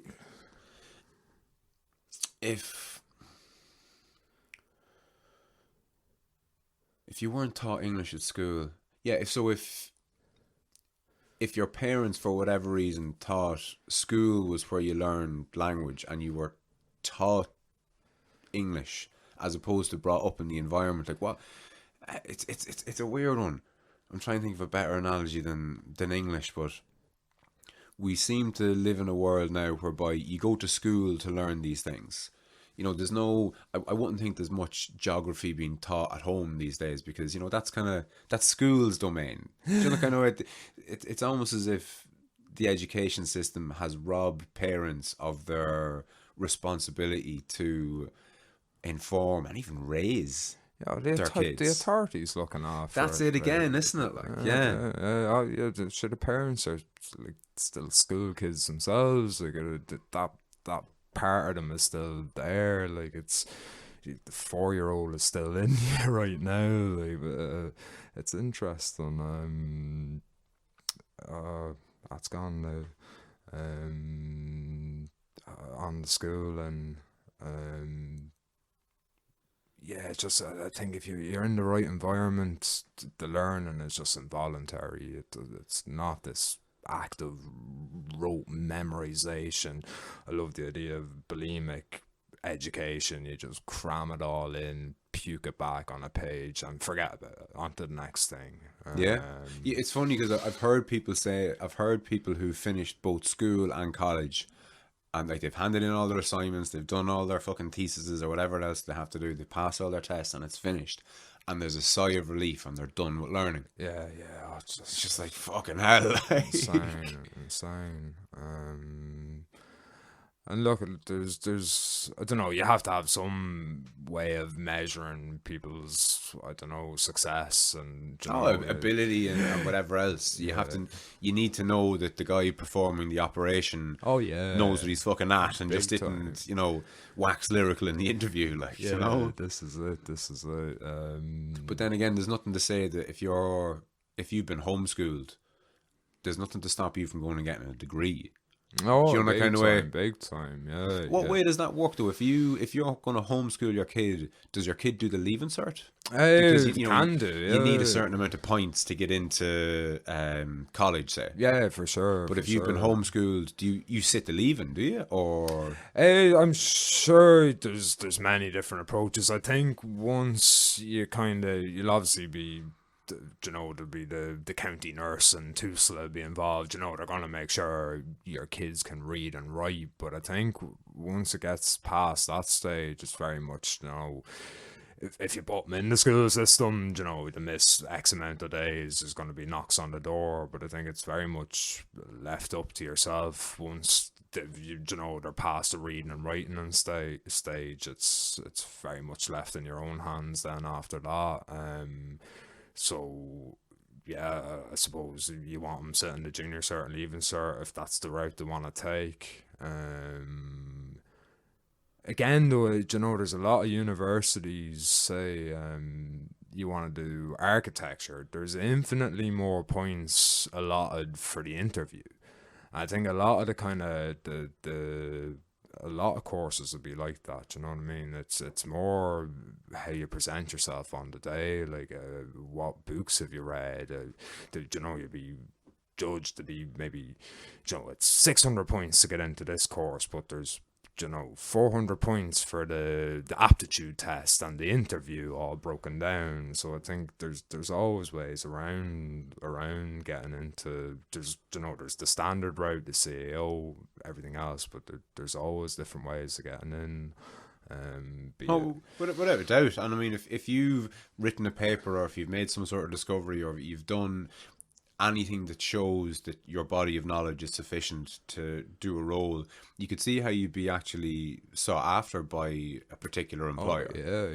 Now again, look, if you want your kid to be just the kind of same as everybody else and have all their routes mapped out for them for life, send them through school. If you want them to have different options, do it at home. And there's a bit of both, like, do you know that kind of way? I think it's changed. I only read an article recently, I think it was Simon Harris or someone saying we need to drop the snobby attitude of college being the only way to progress in life. And I think it's like the world's changing, it's shifting, it's a technological revolution we're going through now, and really people don't know what's going to happen next. So like all these old pathways, they're not as concrete as the ones were.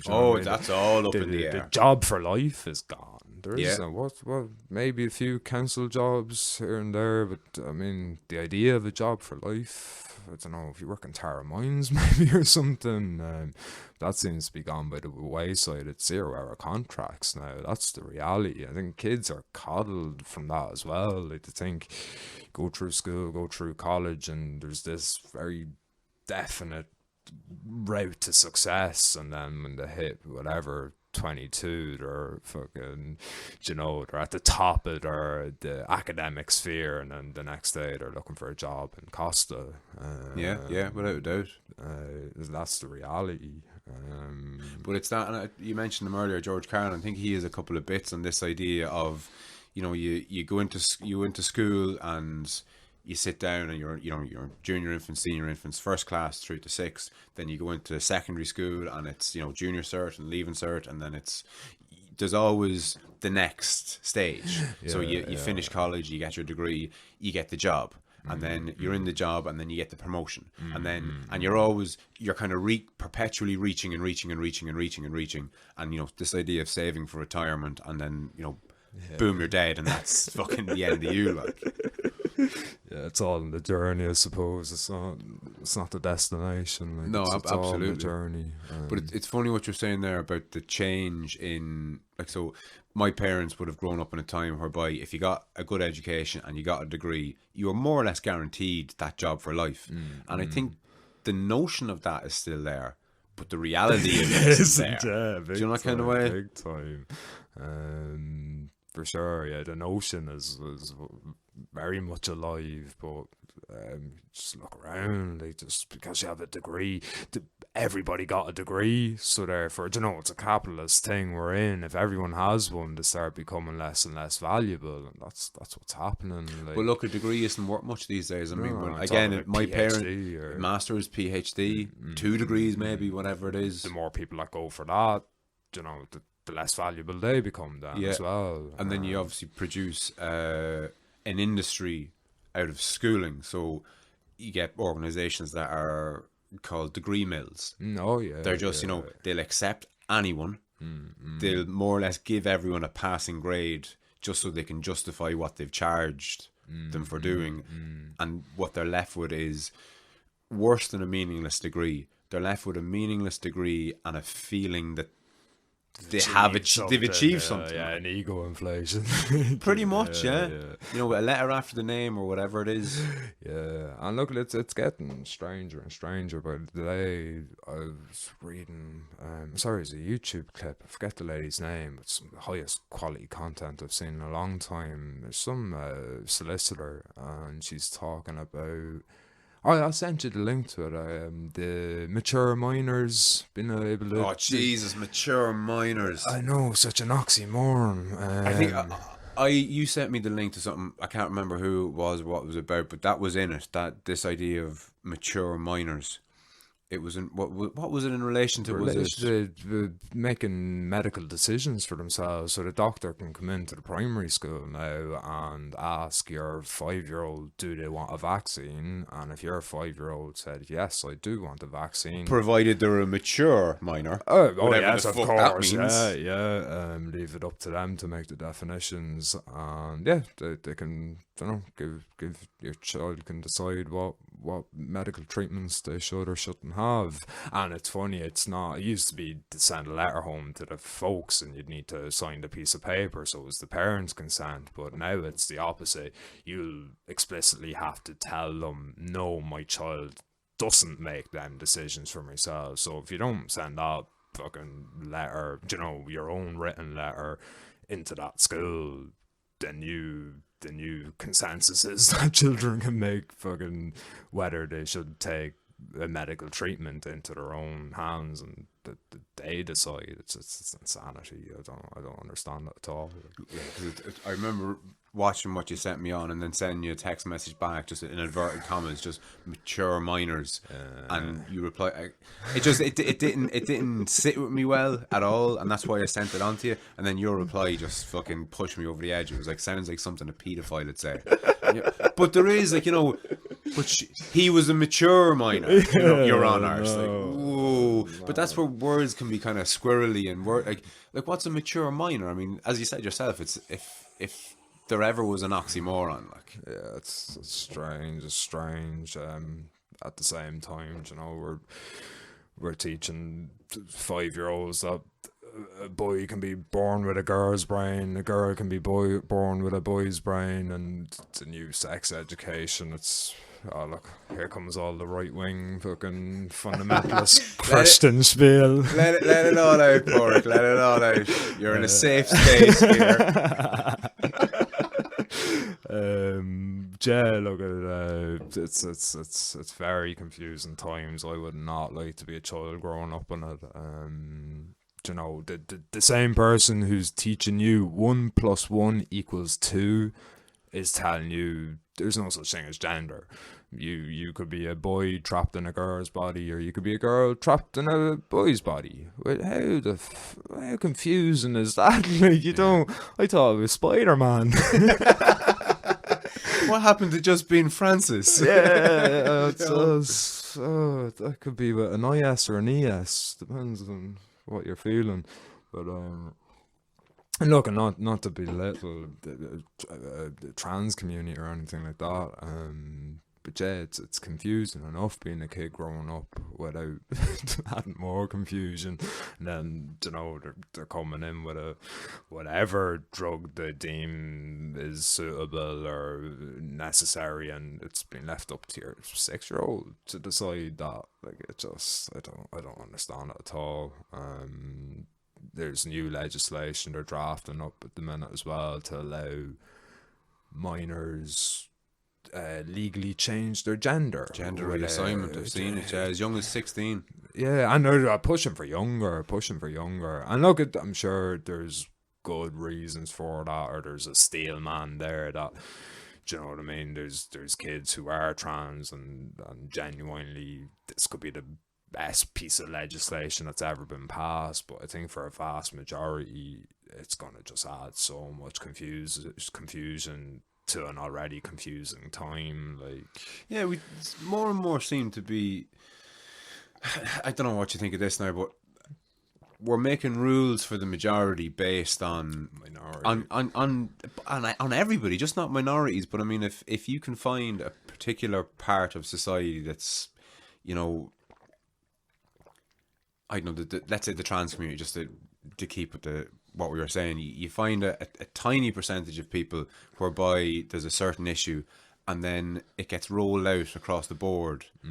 Like, it again, this is a fucking stark comparison, but there's some sort of crossover between watching soaps and how that normalizes radical behavior, or maybe not radical behavior, but abnormal. Abnormal. Careful now. And I don't think either of us are trying to cover up our true feelings, but we're just trying to be compassionate and fucking empathetic, because people do have these conditions. But to just assume that because someone can have this particular thing, that's the new sex education for everyone. It's a bit much. Like. Yeah. I think if you're a 6-year-old boy or girl, you know, again, your teacher's teaching you 1 + 1 = 2, and then in the next breath you could be born in the wrong body. It's just so confusing. And I'm not saying that you can't be. Like, maybe that is what goes on with trans people. They genuinely were born in the wrong body. That, I'm sure that's what's going on. That's what they're saying. What's going on? I tend to believe the patient, or not to say there's something medically wrong with them, but I believe people's experience, number one. But yeah, I believe there's a couple of books come out about detransitioners. We've been talking about this previously, but it's a canary in the coal mine.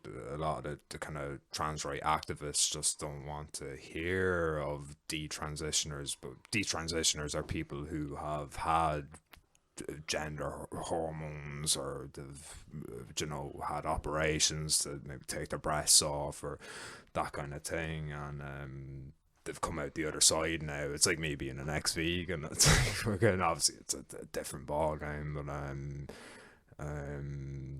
yeah, people who are just struggling with identity, young girls especially, who are struggling with identity, and then there's this trend of get hormone therapy and it'll answer all your problems, and then turns out it doesn't answer your problems, because your problem initially, again, this isn't for, there's genuine cases of people being trans, but I think there's something there where you think there's going to be a solution. You're uncomfortable in your skin, and why wouldn't you be? You're a teenager. Like, I was uncomfortable in my skin.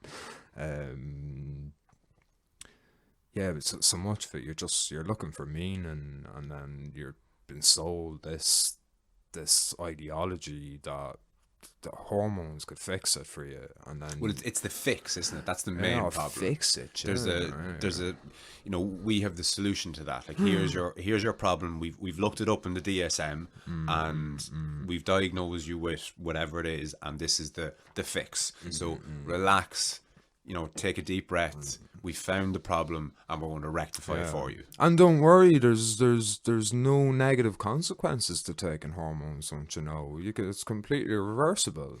Nonsense. Telling people that they could stop their puberty and that everything will be okay if you decide 10 years later, shit, I shouldn't have done that.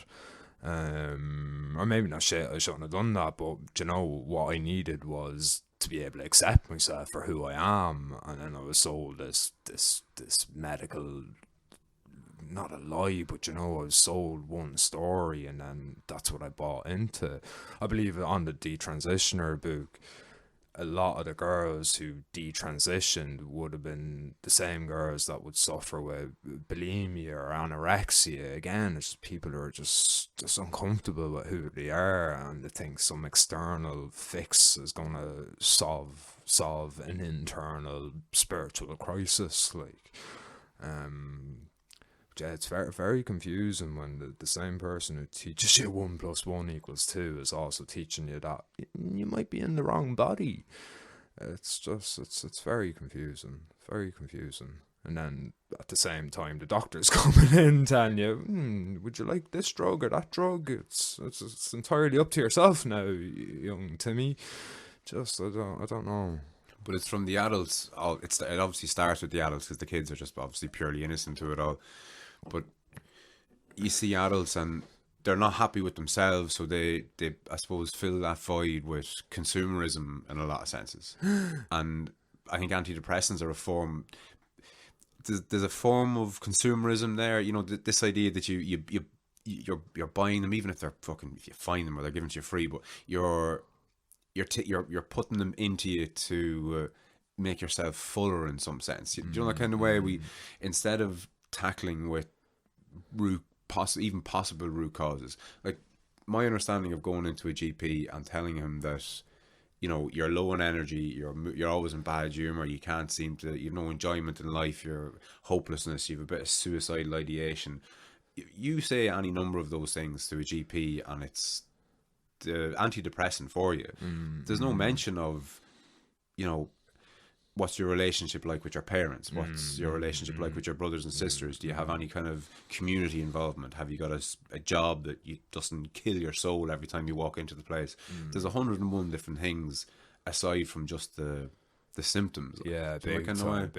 I think we like suppressing symptoms rather than going after, actual the cause of what's going on. There's something I heard recently. It was Dr. Thomas Saz, kind of a long-term critic of psychiatry, a psychiatrist himself, but long-term critic. He wrote The Myth of Mental Illness. It's quite, would recommend everybody read it. Give us the gist of it there, because you introduced him to me only recently, but again, just to give people the gist of what it was that he'd be quite a libertarian character. So his main thing was he noticed that there's no other medical profession that can lock people up, and he's come from the States, so I guess our system's slightly different. But you could say you're suicidal and then you can be put into an institution against your will.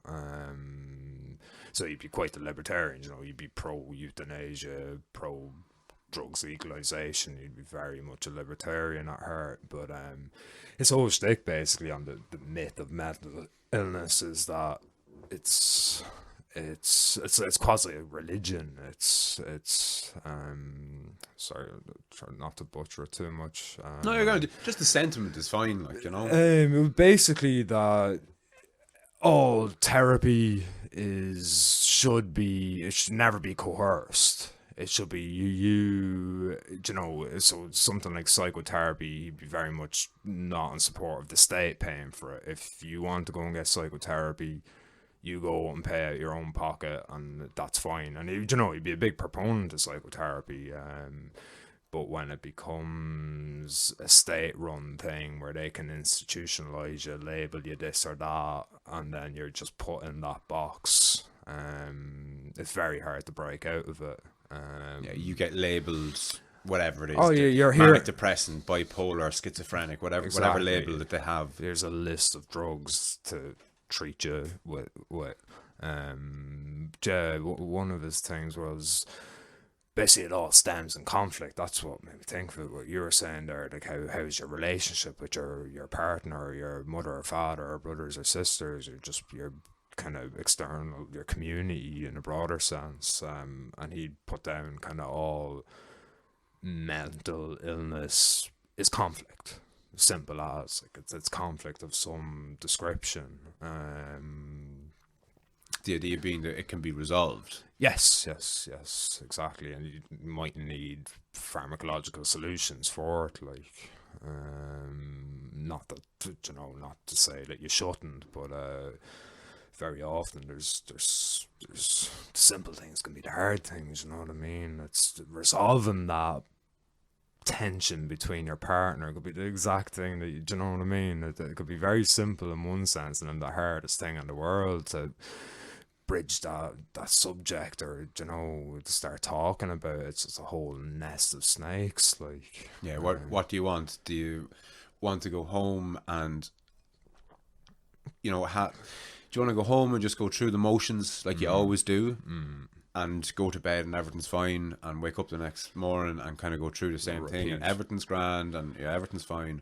Or do you want to go home and essentially cause a row, which is what needs to happen? You need to say, you know, you're drinking too much, you're not playing with the kids enough, you have to address whatever these things are, but we don't address them because it's just like, oh, kind of anything for an easy life, that kind of way. Maybe not today, or I'll deal with that in the future. And I think we're very much sold that, generally speaking, you know, convenience is good. Oh yeah, if you can't sleep, then just take a sleeping tablet. What's the problem? But say no, if you're not sleeping, that's a symptom of a much deeper issue. Yeah, it's not. The problem isn't that you can't sleep. The problem is there's something that's stopping you from sleeping. Big time. But sure, take the sleeping tablet, you'll be grand. And look at, you know, there's people have to be responsible for themselves as well. I mean, I suppose to steel man the GP, like, you're coming in saying I can't sleep, is it really his job to say, well, how's your relationship with your co-workers or your family, or do you know what I mean? You're coming in telling me you can't sleep, here's a sleeping tablet. Yeah, do you know what I mean? Up to you then to... I believe a recurring trend, and a ever more common trend, is for, I think this is more so in the States because they advertise drugs in a way that we don't, but I think what the GPs in the States are coming up against is not only are people coming in saying I can't sleep, give me something that will make me sleep, they're coming in and saying I can't sleep, I want imoffthelead, whatever the fuck it's called, that kind of way. So they're literally asking for what they've seen on the ad, because you know the ad had that happy guy with his hot wife and his smart kids, and he was taking ropoptopol, so I need some of that. Well, but that's it, like, I mean, we love our quick fixes too. Big time though. But I mean, to me, a homeschooling, for want of a better term, or even if this was incorporated into school, because is school beyond fixing? Probably within a quick enough time frame for your kids to get there. Like, you're not going to solve the education problem by the time you have a kid that's of schooling age. But if you could incorporate in the current education system, just an awareness to advertising. If you just did that as a start, so you've got maths, English, Irish, history, geography, and whatever other subjects you're going to do, throw in an awareness of the con of advertising, basically, because something like that I think could go a very long way in, even for adults. Yeah, I think that's Mind what kids. literature is for. Do you know what I mean? It's, if you want to know about human experience, read Shakespeare. There's no amount of schooling that's going to give you what Shakespeare gives you in fucking in 600 pages. You know what I mean? There's classic literature there, and they're classics for a reason, because they resonate deeply, as deep as it gets. Like, they goes through every emotion that a human could have, because I mean, we're basically the same being as we have been for as long as we've been around. Like, we still love, hate, fear. It's Yeah, there's no new emotions. no, now it might be a different manifestation, do you know what I mean? We don't have iPads, or you know, we don't have a wolf chasing us now, but we've got an iPad on the kitchen table. So, you know, the threats change, the dangers change, but the emotions are still the same. Do we need to recontextualize the likes of Shakespeare, though? Do you know, can we swap the sword for the Uzi? You know, without dumbing it down kind of too much. Like. For sure. And even the did out, dim and did her, you know what I mean? Shakespeare is probably not the best example. Jay, the language itself could be modernized, but even the characters themselves, and people do kind of modern interpretations of it, you know what I mean? Romeo and Juliet, there's endless amounts of different screenplays and different movies adapted on it. Saying fundamentally, the stories are still the same. Like, our story arcs are still the same. We start, middle, and end. There's a guy starts out at one point, and then something devastating happens, and then he goes on a journey and he builds himself up into something bigger and better. And we love these stories. We love hearing that someone struggled and then they got the better of it. And, you know, a boring story is where, you know, nothing happens. It's just a flat line the whole way through. And I think that's kind of, to a large extent, when we're in the kind of mechanized living in our shoes all the time, it's like a flat line. Nothing ever changes. We're in our 21 degrees Celsius home, and then we get into our car, it's heated, and then we go into our office block and it's heated. I mean, the temperature doesn't even change. Yeah, you've lumbar support in your chair, and you've got this and you've got that, and yeah, it's a flat line. It's a boring story, and then we start getting fed up, like, and then we're calling it, oh, I can't sleep, or I'm feeling depressed, and it's just all too easy to think I'm broken and I need a drug to fix it. It's like, no, there's something deeper there. Go running in your bare feet and see how you feel, or whatever. That's not for everyone. But, you know, when did you last? I love your thing of when did you last hop a gate? Like, yeah. Or wear a pink t-shirt. Have you tried pink t-shirts? Like, it's no, find something that you like doing and fucking do that then, and see how you feel after a week. And, you know, it's the hardest thing in the world when you're depressed, to do something new. Look, it's easy for me, having been to dark places, to kind of look back and say, oh, why didn't I do this and why didn't I do that? When you're so fucking wrapped up in it, you just you can't. It is all consuming. You can't see anything. You can't see anything by it. But the beauty of this of my platform here, saying the conversations that I'm having with you and other people, is that it might just give somebody a window into feeling okay with the fact that they don't either like themselves or like the life that they're in. I think a lot of people these days, the more mechanized our society becomes, and the more kind of rigid, and the bigger the gap is between, say, rich and poor, the more of that goes on, the less people feel kind of comfortable with themselves. And what they realize, or what they don't realize, is they're fine. They're in a sick society. But they don't conceptualize it that way.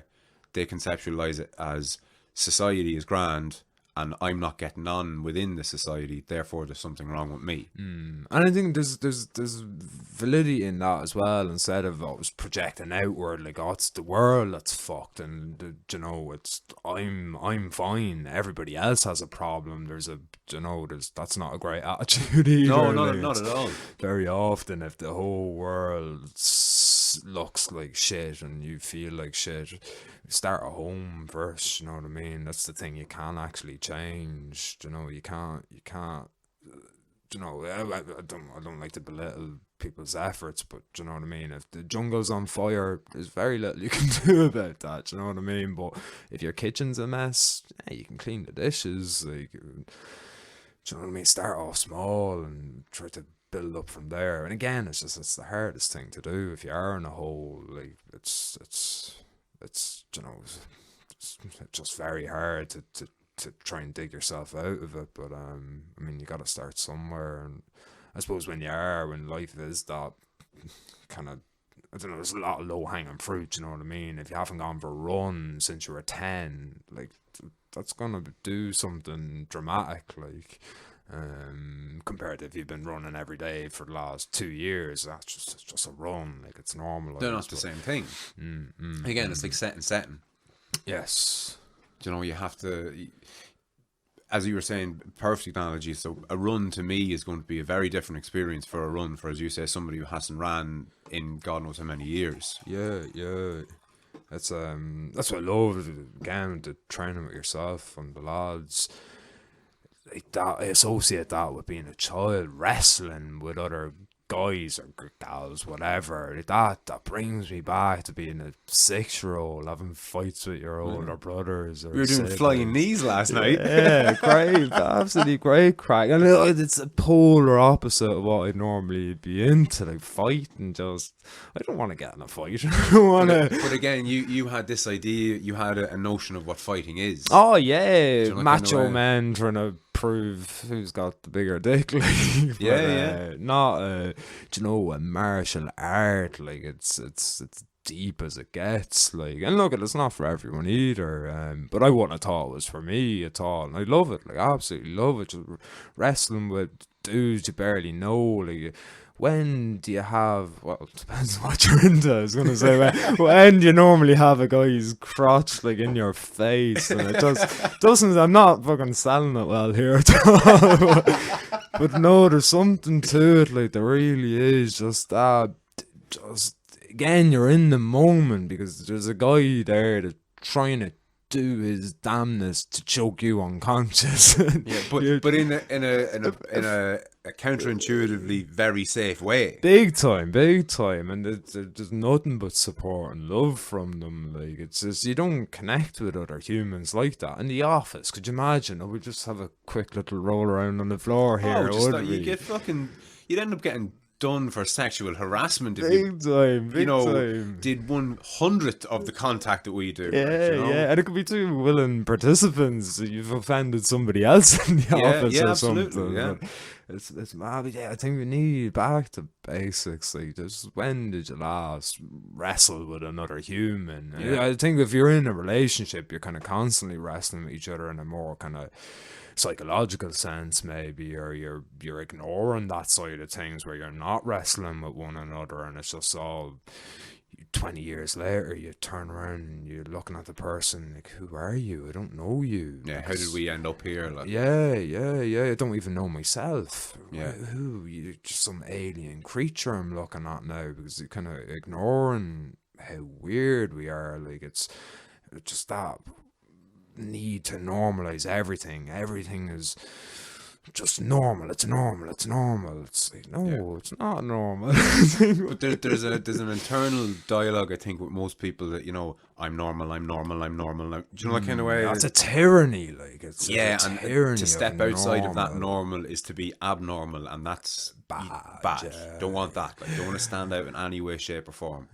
Just conformity. Yeah, I think you can't take reality as a formality. Like, you know what I mean? This is it's a unique experience. You can't take normality, because you can't take reality as a formality. Yeah, I'm stealing that from someone. Right? I'll quote you on that now from now on. That's a good one.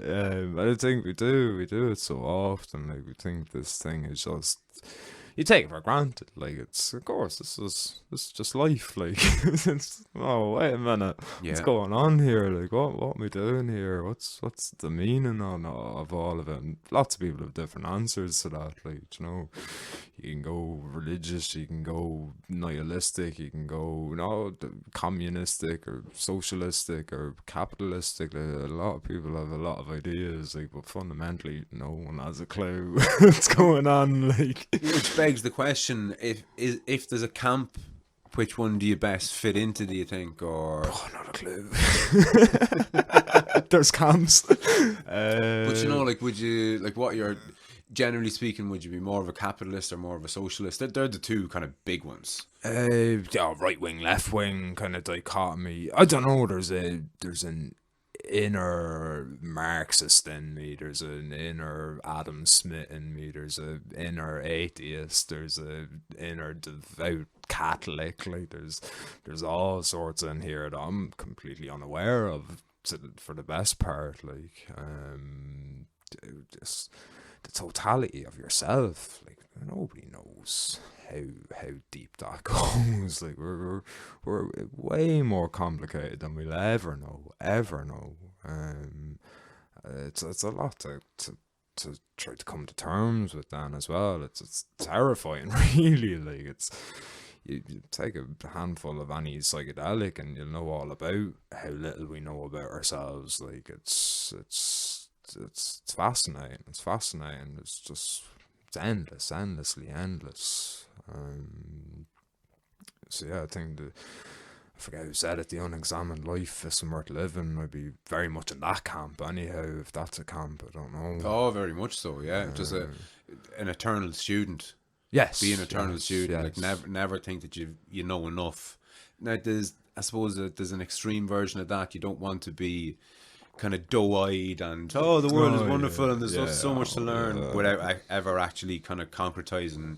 Like, you need some sort of a belief structure. You need to know the difference between right and wrong. It's always open for interpretation and reevaluation perpetually, but you have to stand for something. Yes. In that kind of way, you can't be just... Well, you can't become nihilistic if you like, but I don't know, most nihilists I've met aren't fucking the happiest individuals. No, they don't tend to be great crack. And look, it's like, teach their own. Maybe it is a kaleidoscopic jumble that we all fucking, with our primitive minds, like to extract meaning from in our feeble attempt to make ourselves okay with death. But you know, there's a more positive spin on things. Like, and maybe it is the rose tinted glasses, but I'm enjoying my rose tinted glasses. Don't you dare take them off me. Yeah, absolutely. And just when you mentioned death there, you reminded me of something I think I've said to you before. I recently learned that Aldous Huxley took LSD in his deathbed, and I kind of thought to myself, fucking hell, that's class. Because there's another quote I think you gave me about it. The psychedelics being a bridge to the afterlife. Was that you? Or someone else? I think Stam had said about fungus specifically, and not just psychedelics, but just mushrooms generally are the bridge between life and death. Which, yeah, at a very physical sense, that's what they do. They recycle dead wood and turn it back into living soil, which the trees grow out of. So in that sense, they very much are. You can see it with your eyes. They are a bridge between life and death. But then you eat a handful of the right ones, they're a different sort of bridge. Very, very much so. Yeah. But when I heard that Aldous Huxley had taken LSD, I kind of went, "Oh Jesus, that's a good move." You know, if you're dying, you know you're literally, you're on your deathbed. You know you're going to die. You know, let's say you're not going to make it through the night. Take, a load of psilocybin or a load of LSD or whatever your psychedelic is. And when I heard that he had done that, I was like, oh Jesus, it seemed like a great idea. But the second I said it to you, your knee jerk was you'd instantaneously replied back saying, oh God, I don't know about that. I think I'd like to be sober for that transition, whatever that transition is. Now, I'm obviously, gliding over the fact that you might be in terrible pain and might need to be drugged up to your eyeballs. Yeah, you might even have a choice in the matter. Exactly, yeah. You could be in a stupor or a pain-induced stupor, and you could be just given morphine because, of course you're going to be given morphine. Like, that's just the way it is. But it was an eye-opening one for me, that you'd want to be sober transitioning over. I don't know, it's just something that I'd never really thought of before. I'd never really contemplated my own death. It's coming. Spoiler alert. I've never seen a great t-shirt before. Spoiler alert, everybody dies. It's just like, I'm not in a nihilistic way. Like, I see that as hopeful. Like, it's you wouldn't know the value of life if there was no death at the end. Like, you know what I mean? It's life implies death as front is to back. It's probably out of the Alan Watts handbook, but I think you learn a lot through oppositional forces. So you can't have life without death. Like, there's no happiness without sadness. Exactly. There's a flip side to everything.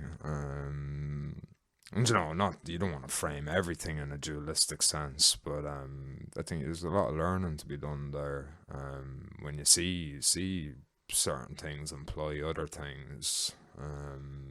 You can't affront without back. I love that. It's a very visual representation of what we're talking about. If you've seen it, it's like an Einstein cut out into a sheet of paper. It's like a 3D version. I think it's on concave and convex. It's like an image of Einstein's face. Vaguely, yeah. What does it turn into when you look at it from a different angle? Or your eyes can't see. So say it's concave on one side, like it's coming towards you, and you have the wrong way around, and then convex, so it's flipped around. It's very hard to describe, but maybe it's like an Einstein mask. Yes, it could be any image, but yes. This is of Einstein, and it's like an Einstein mask, exactly. But your eye can't tell the difference when it's turned around in front of you.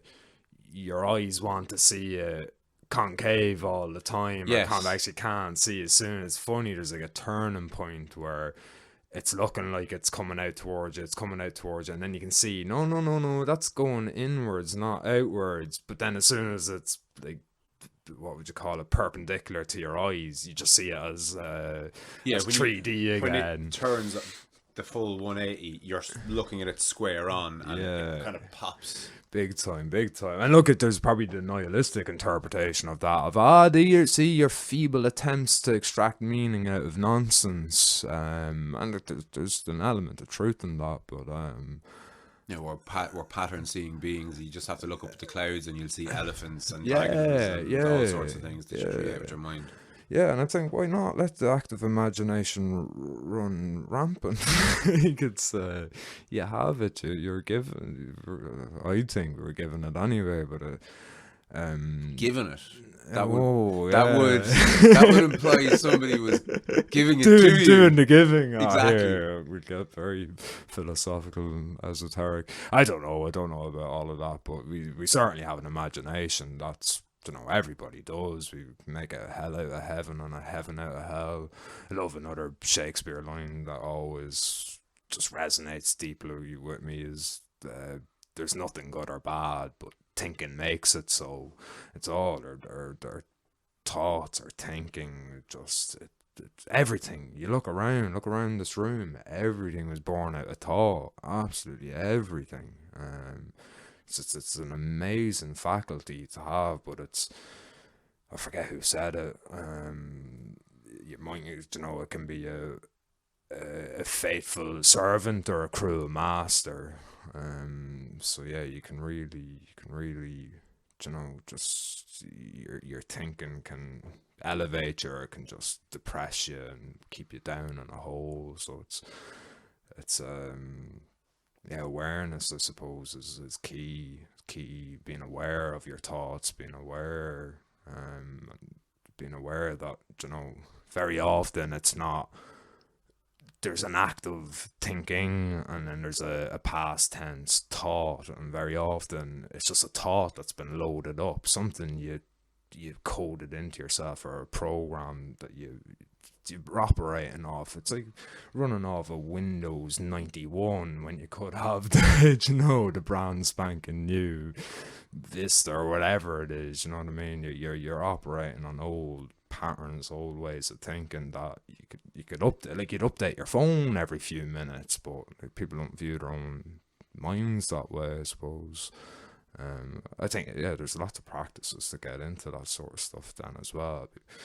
Whatever, breathing or meditations or running in your bare feet or whatever it is, find something you like doing and pursue that. Because, I mean, there's got to be more than just the rat race. I mean, paying bills is important. You need structure, you need routine, but you also need, you know, your imagination. You need some creativity. You need to, you know, I think a lot of depression, a lot of that negative stuff is just, it's a lack of being able to express yourself, I think, or, you know, or conflict with your loved ones.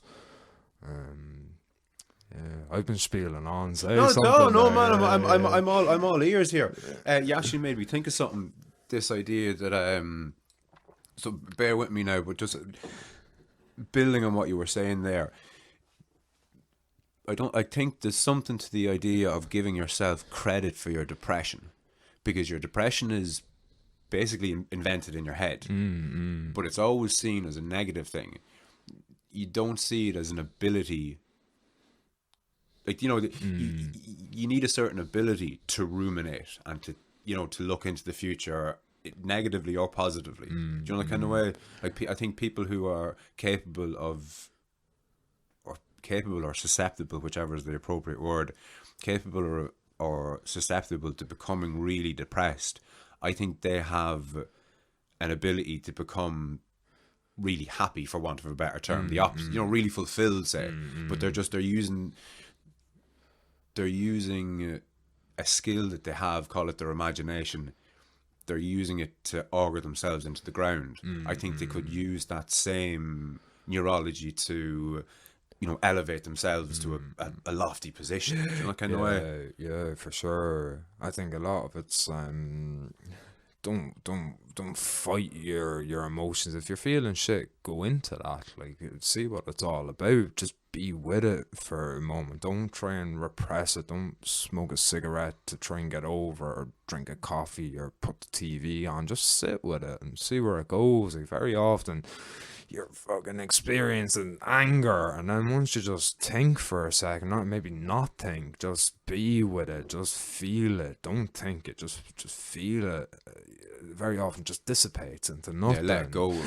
Yeah. It's actually another little mantra that came to me out running in the bare feet again. It's don't fight it, feel it. Don't fight it, feel it. And kind of, it was a real cold morning. It was freezing cold, actually. First proper frosty morning there with autumn, and just, I was that close to just pack it in, just, fuck this, what am I doing running around in my fucking bare feet for like a weirdo. But then it's just, yeah, don't fight it, feel it, don't fight it, feel it. And then the way in a hack, like, just, I'm not cold at all, I'm not in pain, it's just emotions that are cropping up in my head. It's got nothing to do with my feet, like, it's just, Yeah, just whatever. embrace it. Big time. I think so. You're reminding me there about exposure therapy, because there's an element of that with what you were saying about, you know, be comfortable, whether it's anger or sadness, you know, explore it. Because I think a big thing with anxiety in particular is we feel anxious about something, so you go to the fridge, or you turn on the telly, or you put on the radio, or you change the music you're listening to, or you listen to a podcast, or you fucking ring a friend of yours, or you do all these different things to kind of get away from it. And with anxiety in particular, a big part of the problem with anxiety is you ignore it. You don't sit with it, like you were saying, because I think as part of what's called, I think, exposure therapy is, if you're afraid of, you know, glasses of water, a way of overcoming that is to be shown a picture of a glass of water. And then maybe to see a glass of water at a distance, and you get closer. And it's the same with your emotions. So if you're feeling sad, it's the exact same thing. If you can expose yourself to these things and realize that after progressing from looking at the picture to looking at a distance, if you can progress to actually picking it up, and maybe even drinking out of it, and realizing then at that point that the sky hasn't fallen, you didn't drown. Exactly. You can see a way out. You can see a way past being terrified of glasses of water. I think it's the same with our emotions. If we're feeling anxious about something, or sad or terrified, if we just sit with it, see where it goes, and then realize that, oh, I didn't have to distract myself from this thing. I could just sit with it. It probably will be uncomfortable. Oh, big time, yeah. You know, yeah, but that's, yeah.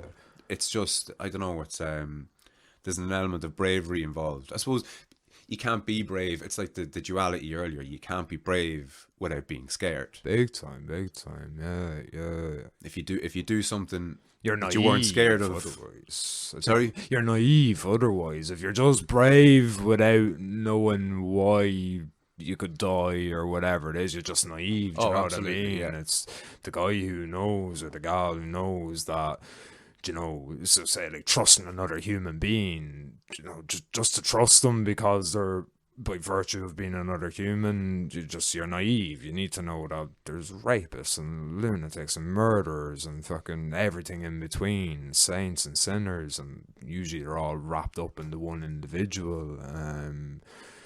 You're just naive if you just trust them. But once you kind of, you know, you've been betrayed a few times, and you know you still extend the olive branch or whatever you want to say. You're not naive anymore. You have a trust in humanity or a faith, and You're willing to. You're I suppose brave enough to face the consequences of it not going according to plan. Basically, you're I suppose open to failure in a way. Yeah. I think that's a big part of it as well. Just being, especially in any learning, you're going to be an idiot the first few times you do anything new. Like you gotta be willing to not know what you're doing, because that's, I think, to the largest extent. I love that thing of kids, under the age of 6, can all play a game together, but none of them individually can articulate the rules of the game that they're playing. But collectively, they know enough to get by and have a great time. Exactly. And I think that's what we adults are doing as well. But we wouldn't though. I mean, before we play a new game, you need to tell me the rules. Yes. I need to know where to go, where not to go, what's good, what's bad. Give me all the details. And I've noticed it with people that have tried to get into martial arts or running or sports or just anything. What they'll say is, yeah, I'll go to the jiu-jitsu class, or I'll go to the MMA, or I'll go train with you down Castlehan or whatever it is, but I want to get fit first. And that's avoiding the failure. Yeah, you know, they want to become accomplished before they even start. And, you know, life, I don't know, it's incremental steps, and it's... Oh, very much so, yeah. But if you're not willing to go and make a balls of something, good luck getting good at anything. And I think people... I don't know, they put too much emphasis on the downside of failure and too little emphasis on the upside of being successful at something. Do you know? Does that make sense? Yeah, I think the upside in failure, you know, you've learned something. There's never... Yeah, without a doubt. It's all learning, you know. I think you learn as much in failure as you will in success. Yeah, if not more so. I love John Kavanagh's line. I think he entitled his book this, Win or Learn. I love it. Yeah, thought that was a good one. Yeah. Because I mean, winning just reaffirms what you thought. Because presumably you wouldn't try and win if you didn't think you were capable of winning. So you're just, I'm going to try and win this thing, and then you win it. You know, there's nothing. You knew you had a chance of winning it, and now you've done it, and well done. But if you thought you had a chance of winning it, and you don't win it, it kind of raises questions. Well, why didn't you win it? Yeah, and that's where the real learning is, I suppose. Big time. Yeah, you got to put yourself out there. It's just, again, the unexamined life isn't worth living. Not the way I think. Anyhow, it's you just, you know, it's a strange experience, and you know, there's everything. There's happy times, there's sad times, there's tragic times, there's, you know, stuff that's out of your control. There's wars, there's famines, and I'd still see it as a big poem or a cosmic story. Like, it's, you know, I mean, the story goes on. You might be murdered, the story goes on. Do you know what I mean? It gets as dark can be, but then there's always the light at the end of it. Like, there's, I think, no matter what hole you're in, there's always a way out. That idea of duality again. I mean, you can't have darkness has no meaning without light, and vice versa. Yeah, I think it's contained nicely in the kind of yin yang symbol. You have, the kind of black side with a little tiny bit of white in it, and then the white side with the tiny bit of black. So I think that's what we are to a large extent. We could be the most saintly, meditative, blissed out people, but there's still that bit of darkness in you there somewhere, like, and vice versa. You could be the worst sinner, the murderer, whatever, fill in the blank, but there's still that touch of divinity in you as well. There's still that spark. And again, on the opposite side of that, I would like to consider myself as a loving and attentive father and partner. I'm not perfect by any stretch of the imagination, but I think I do relatively well on that side. I'm compassionate, I'm empathetic, but at the same time, I don't want to lose the side of me that can kick the fuck out of someone if needs be. Do you know that kind of way? So you need a bit of both, I suppose. Yeah, that's the balance then, isn't it? Like... Oh, without a doubt. You were saying to me, actually, it was a couple of weeks after you started training with me, doing a bit of MMA twice a week, and you said, I think you said it earlier on the podcast, actually, what you liked about it was that it was very much not you. Yeah. Oh, yeah, polar opposite. Polar opposite as yourself. Yeah, but it's important to develop that. So something I was missing for sure. Sorry. No, not at all. But something you were missing. Just to finish on that point that I'm making. By all means, continue on. It's my podcast, people. I'll fucking cry if I want to. But in you could see how a guy who wouldn't, I don't know, forgive the term, wouldn't have that much aggression in them, or wouldn't see themselves as a fighter per se, could benefit from it. But in the same way, somebody who, like me, who would view myself in that light, I need to start a knitting class. I don't think knitting is the appropriate thing, but there's certainly something there that I could actually probably work on a little. Yeah. Wrap your head around a musical instrument or something or whatever. Exactly. Yeah, exactly. Yeah. Oh, big time. It's I had the aggression in me, it just had no outlet. So it's me cracking up at the missus, or it's me fucking, giving someone shit that, I'm taller than you, so I can probably get away with giving you a bit of shit. Like, who knows? Like, but, or you have a few drinks and then it comes out, and then fucking you're down the town mounting off to someone that you shouldn't be mounting off to, and you're full of fucking ego and arrogance, and then that fairly soon gets slapped out of you, and you say the wrong thing to the wrong person. So I reckon you know infinitely more, but I'd imagine people who have a background in martial arts are infinitely less likely to get in a fight to someone who has no experience. Demonstrably so. I mean, it's across all disciplines: boxing, karate, jiu-jitsu, Muay Thai, whatever. Pick your martial art or combination of martial arts. You're infinitely less likely to get involved in something. Yeah. And I think there's two. Well, it's multifaceted, but one I think is, if you're competent at unarmed combat, say, and you're comfortable with getting yourself into dangerous predicaments, there's a certain glow of that about you. So your typical scumbag, say, is less likely to kind of pick on you in the first place. Yeah, you exude confidence. Like I think so, yeah, as opposed to somebody who's never been in a physical altercation their entire life. Maybe they're 30 or 40 and they've never as much as given someone a firm handshake, never mind wrestled or tussled with them. They see some sketchy guy give them a dirty look, it's eyes to the floor. It's like, and but that same scumbag, he'll pick up on that. Oh, big time. Do you know that kind of way? Like when was the last time a 7'4" bodybuilder with facial tattoos got started on by some scumbag? Big time. Just doesn't happen. Not gonna happen. Yeah. And like I'm exaggerating to make the point there, but there are people who kind of walk around, and you see army people are like that. Navy SEALs tend to be like that. They're kind of, there's a hardness to them. There's a, big time. I don't know. There's Not just to something be fucked with. not to be fucked with, without a doubt. Yeah. Oh, look, we can pick up on these things. I mean, there's a reason the lion and the gazelle can all share the watering hole at the same time. It's kind of like, oh, this is drinking time, but you know, generally the gazelle doesn't need to think, oh, is that lion gonna start on me? Like, it's you're the prey and that's the predator, and I think we're a mixture of the two as human beings. But for me, the training has been just remarkable. Like, only out of a few weeks, and as you were saying, the learning curve just goes straight up. Yeah, very much so. Yeah, it's fantastic. I think that's what kind of puts people off then as well, because it just seems so daunting. But it's mad. I was saying to Ali, came home last night from the training. I said, I'll just pick up the guitar for half an hour. I'm kind of buzzing from the whatever, endorphins and whatever you want to call it. Just, yeah, you're wrestling, man sweat in your face.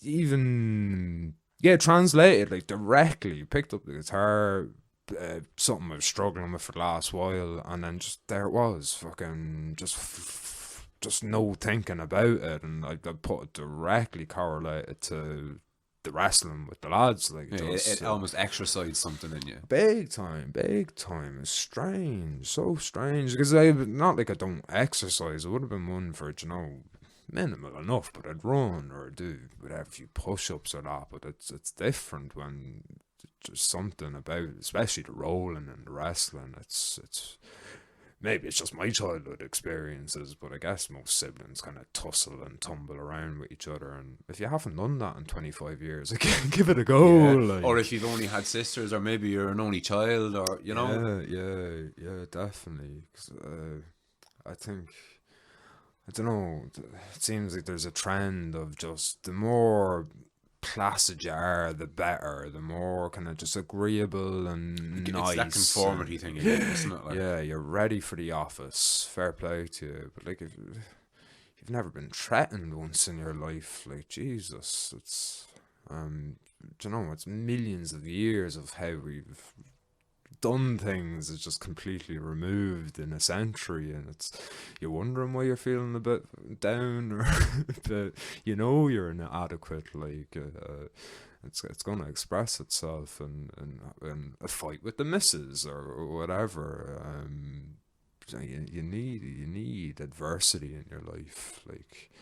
And look at it again, it's people have enough fucking adversity with a 9 to 5 and a mortgage and everything else. You know, adding more on top of it just sounds like insanity to most people.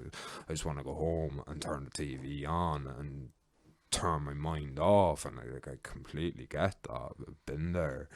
But yeah, I'd encourage everyone to throw away their TVs. Like, it's the best thing I've ever done. Just, again, probably not for everyone, but it's just too easy to go in that everything's normal, stick on the TV and just forget about your problems. It's funny, the two things that have come to mind. One is when I was in your house there a fortnight or so ago, and there was a couple of us met up in the house, and we went into your sitting room, whatever. I was about to call it your TV room. Went into your sitting room and we sat down and we were chatting, and there was something about there not being a TV there that made all the seats face each other. Oh, yeah. So we by default, we're all facing each other, which is the polar opposite of if you have a TV and it's on. It's the focal point. It's absolutely. That was the thing. There was no focal point in your room. Oh, the other people are the focal point. Like, exactly. Yeah. Heaven forbid. And look, like, as well, you know what I mean? We're that complicated, and I think we know subconsciously, it mightn't be in the fore of our mind that we're super complicated, super weird beings, and, you know, then talking to somebody else that's not you, it just, it could be uncomfortable for people, especially when you're so nearly reliant on it. Like, if there's radio on in the background when you work, to not have radio is weird. It's strange, like, what's going on? It's funny. Same with TV, like, so many people just, I'm not watching TV, it's just on in the background. it's like a baby with a rattle. Like you need something keep you sane. But It's a distraction, though, isn't it? I think you just let yourself have some space in your mind, and I don't know. Like I'd be a big enough proponent of meditation. I think people have an idea about meditation that it's, oh, you're just this blissed out character and you can sit back and all day long and you'll enjoy that. It's not for me. Meditation would be just the most painful fucking last thing you want to do. Like, just fucking, it's frustrating. And again, but it's sitting with your frustration, sitting with the anger, sitting with the envy, the jealousy, the Boredom, whatever it is. Just sitting with it and just going, oh, that's what that is. And that's the kind of the pictures it paints in my mind. Like, it's fascinating, really, when you get into it. Like, I think you process it when you sit with it. As a, do you know that kind of way? So you kind of incorporate it a little. Somewhat, yeah, definitely. Better than shoving it down and repressing it, or just fucking, I don't know what people do or what I do most of the time. I suppose just get on with it, or don't worry about it too much. And there's merit to that as well. You don't want to be. Do you know what I mean? There's a time for philosophizing and time for meditating. It's probably not when you need to sow 1,000 seeds in the morning. Oh yeah, no, or whatever it is that you do, absolutely. And again, life, the big wheel turns. The bills have to be paid. You have to go out. You have to earn. You have to, all things in moderation, including moderation, kind of thing. But you reminded me of something else. It was about the telly. I was in a friend's house recently, and I can't remember exactly how it came up, but he said something along the lines of, "Should we just stick on the telly?" And I was like, "Oh, okay, what do you want to watch?" And he was like, "Oh, we'll just stick on whatever's on." I was like, God. I don't know. I heard an echo of a previous me that would do that. Especially when you're limited to the only 5 channels that you had access to. You literally sat down. You put on the telly and it was whatever was on.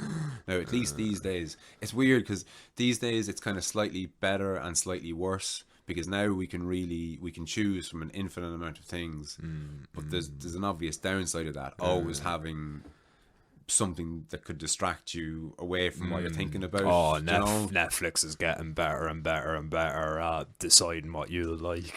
Yes, absolutely. Yeah, I see that they've switched things up recently. I don't know how recent it is now, but it used to be.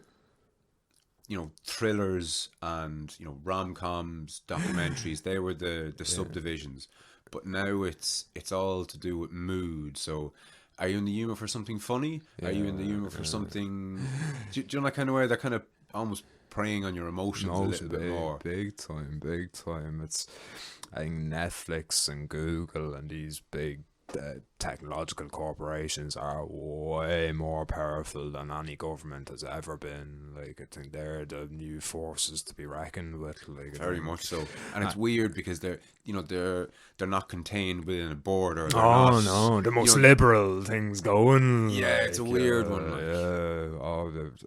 Certainly see again Mr. Huxley's Brave New World. So yeah, it looks very much like we're entering into a big technocracy. Like, it is the technocrats that wield all the power now, be it Google or Facebook or Twitter. And as we were the ones that give these platforms their power. Like, if we weren't on them, they have no power. But yeah, we have to be careful about what we're feeding, like, because I think the people running Google don't necessarily know what Google is. You know what I mean? It's like the kids not being able to articulate the rules again. Like, they might have ideas about what they are, and we do no evil. Whatever else I like to say. They got rid of that. Oh yeah, they did. Yeah. Such a weird thing to come up with. Maybe not a weird thing to come up with. Yeah, to do no evil. I don't know. There's something to that. Childish altruism. It is. There's a childishness to it, but there's, I don't know. There's almost like to hear from a huge corporation. It was kind of refreshing, in a weird way. But then to get rid of it, it's like, whoa, man! Fucking hell. We've realised doing no evil is impossible. Yeah, or just maybe not as profitable as just a little bit of evil every so often, like, you know. But no, I think the technologies we need to be wary of. Like, don't let your 5-year-old just have free run on the internet. Like, it's the wild, wild west out there. Yeah, very much so. Mad. And what I had an appetite for as a 16-year-old, I would wince now. I couldn't watch what I watched as a 14, 15-year-old little chappy. Like, you know, you watch fucking beheadings and hangings and all sorts, and yeah, give me more of that. I suppose you don't have enough emotional content or enough experience to kind of to know what it actually means. But God almighty, what I watched then would make a soldier blush. Like, it's mad. And I think you have, when you're that, maybe it's different with boys and girls, but you maybe just don't have the context to know what it means. But yeah, I think kids having free roam on phones or laptops or whatever it is, and whatever, I have this filter on, I have this parenting control on my arse. Like, this fucking kids are well au fait or more au fait than the parents are with the technology. Very much so. And it could be a parental block on it, but I mean, you can Google image porn, or maybe not even, what did Addy type into Google before? GF movies. We would watch some fucking illegal streaming site. I probably shouldn't be saying it, but it's F movies is the name of the website if anybody's looking for good free illegal streaming. But there was a G just was on the search bar, and GF movies came up instead. It's just a bunch of porn sites. Yeah. And fair enough, a kid mightn't be able to click into it, but there's enough graphic content there to do anybody a lifetime. Oh, absolutely, yeah. Jesus, it's mad. But it's funny because some certain sites that you go on, like even if you go on to, I think, like the Jemison site, it'll ask you before you go into it, are you over 18? Yeah, I am, yeah. But like, all you have to do is click yes. No, they got me again. But they might even go one step further and add another level of complication to it and go, what was your date of birth? Yeah. It won't let you go through until you hit the right one. Do you know that kind of way? So nonsense, absolutely, it's token bullshit. That's without a doubt. Without a doubt, we're ethically responsible company. We don't want kids drinking. But bullshit. Where's your new market coming from? Of course, absolutely. But even on that, and just we touched on it a couple of times, this idea of, you know, whether it be the state or a god, you know, you get your information comes from on high, whether it's, you know, it's an authority figure. Every single time I go to do the shopping and I get to the till at 9:30 in the morning, it's like, no, you can't buy alcohol yet. But like, has it done anything other than inconvenience people? Other than remind people that, you know, you'll do what you want when we say it's okay? Yeah, it's bizarre. It's just more the infantilism and the coddling of people. It's just... But I think what's worse nearly than the fact that it's happened is the fact that it's happened without anybody really saying anything about it. Oh, sure, we just would never stop drinking, Frano, if it wasn't for I'd be an out-and-out alcoholic if it wasn't for that restriction on me. But what's the rationale? Yeah, I don't remember times when, like, you know, as soon as the supermarkets opened, the streets were just covered in drunk people. Do you know that kind of way? I don't know. Yeah. You're there with your weekly shopping and a couple of bottles of wine. Like, it's just... Well, yeah, I've, you know, the the shopping for 2 adults and 2 kids and maybe a bottle of wine and a few beers or whatever. But nope. Yeah, just not. You have to wait another 20 minutes. I'm sorry. What the fuck? Like? Yeah, but alcoholism doesn't stem from when and where you can't buy it. We've tried to outlaw it, and alcoholism went through the roof. Yeah, of course. And not just here. We should look at drugs. Drugs, like, you know, drugs that, excluding alcohol, say, are illegal for the most part. Especially what are classed as recreational drugs. You can't get rid of them in a fucking prison. How are you going to get rid of them in the wider society? Yeah, a big time. Like, you build a big square block, cover it in fucking chains and bars and perspex and bulletproof glass and guards, and everyone is assigned a number. They come and go. It's very regimented times. We can't keep the drugs out of these places. Yeah, people love drugs. Simple as. Yeah, absolutely. The best you can do is damage limitation. Like, inform people, educate people. I believe like Holland has a very young or very low cannabis use in the younger population, like very low compared to Ireland, where I can only imagine it's through the roof. Like, It certainly was when I was in school. oh yeah, and that's gone. I imagine that's just amplified. And maybe not. I notice a lot of people like jogging and stuff a lot more. I think there seems to be a bit more health. They could be high as kites here, though. This is it. Taking a leaf out of my book. Yeah, fair play to them too.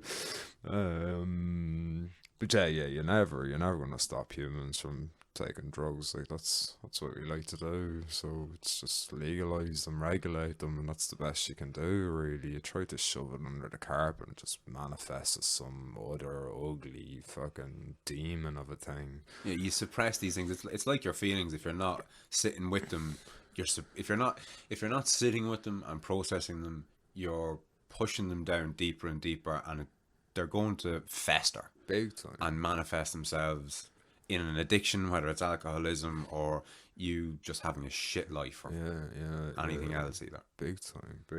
I think, and it's that macro micro thing again. It's how we're doing one thing is how we're doing everything. So we're all connected. We're all part of this game together. So we try to ignore aspects of ourselves.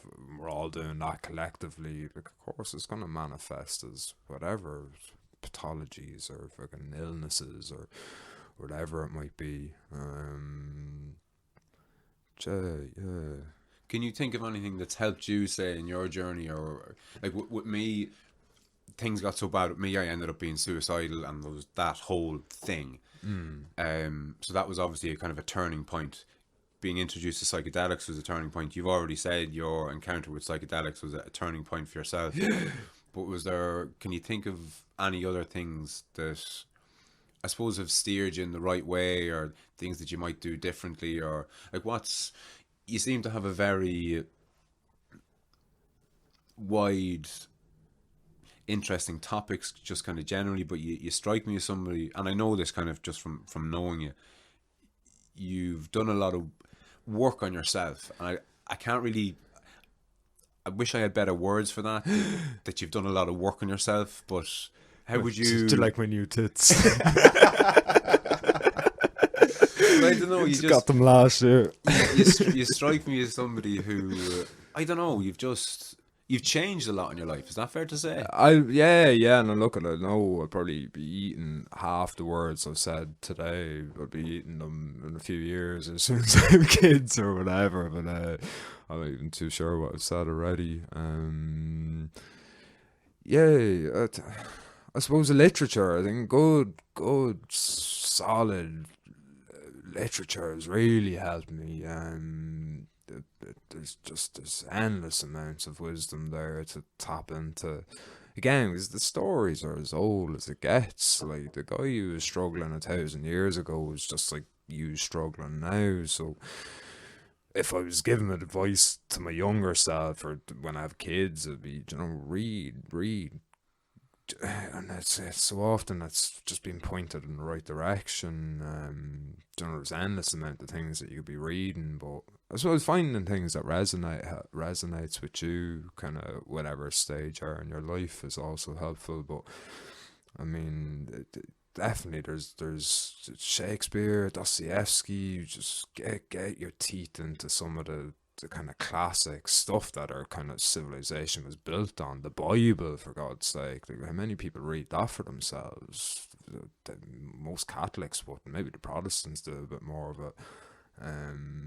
But yeah, there's literature there that have built the world around us, and yeah, you can really get insights into human emotions and behaviours, and kind of just a bit more self-awareness.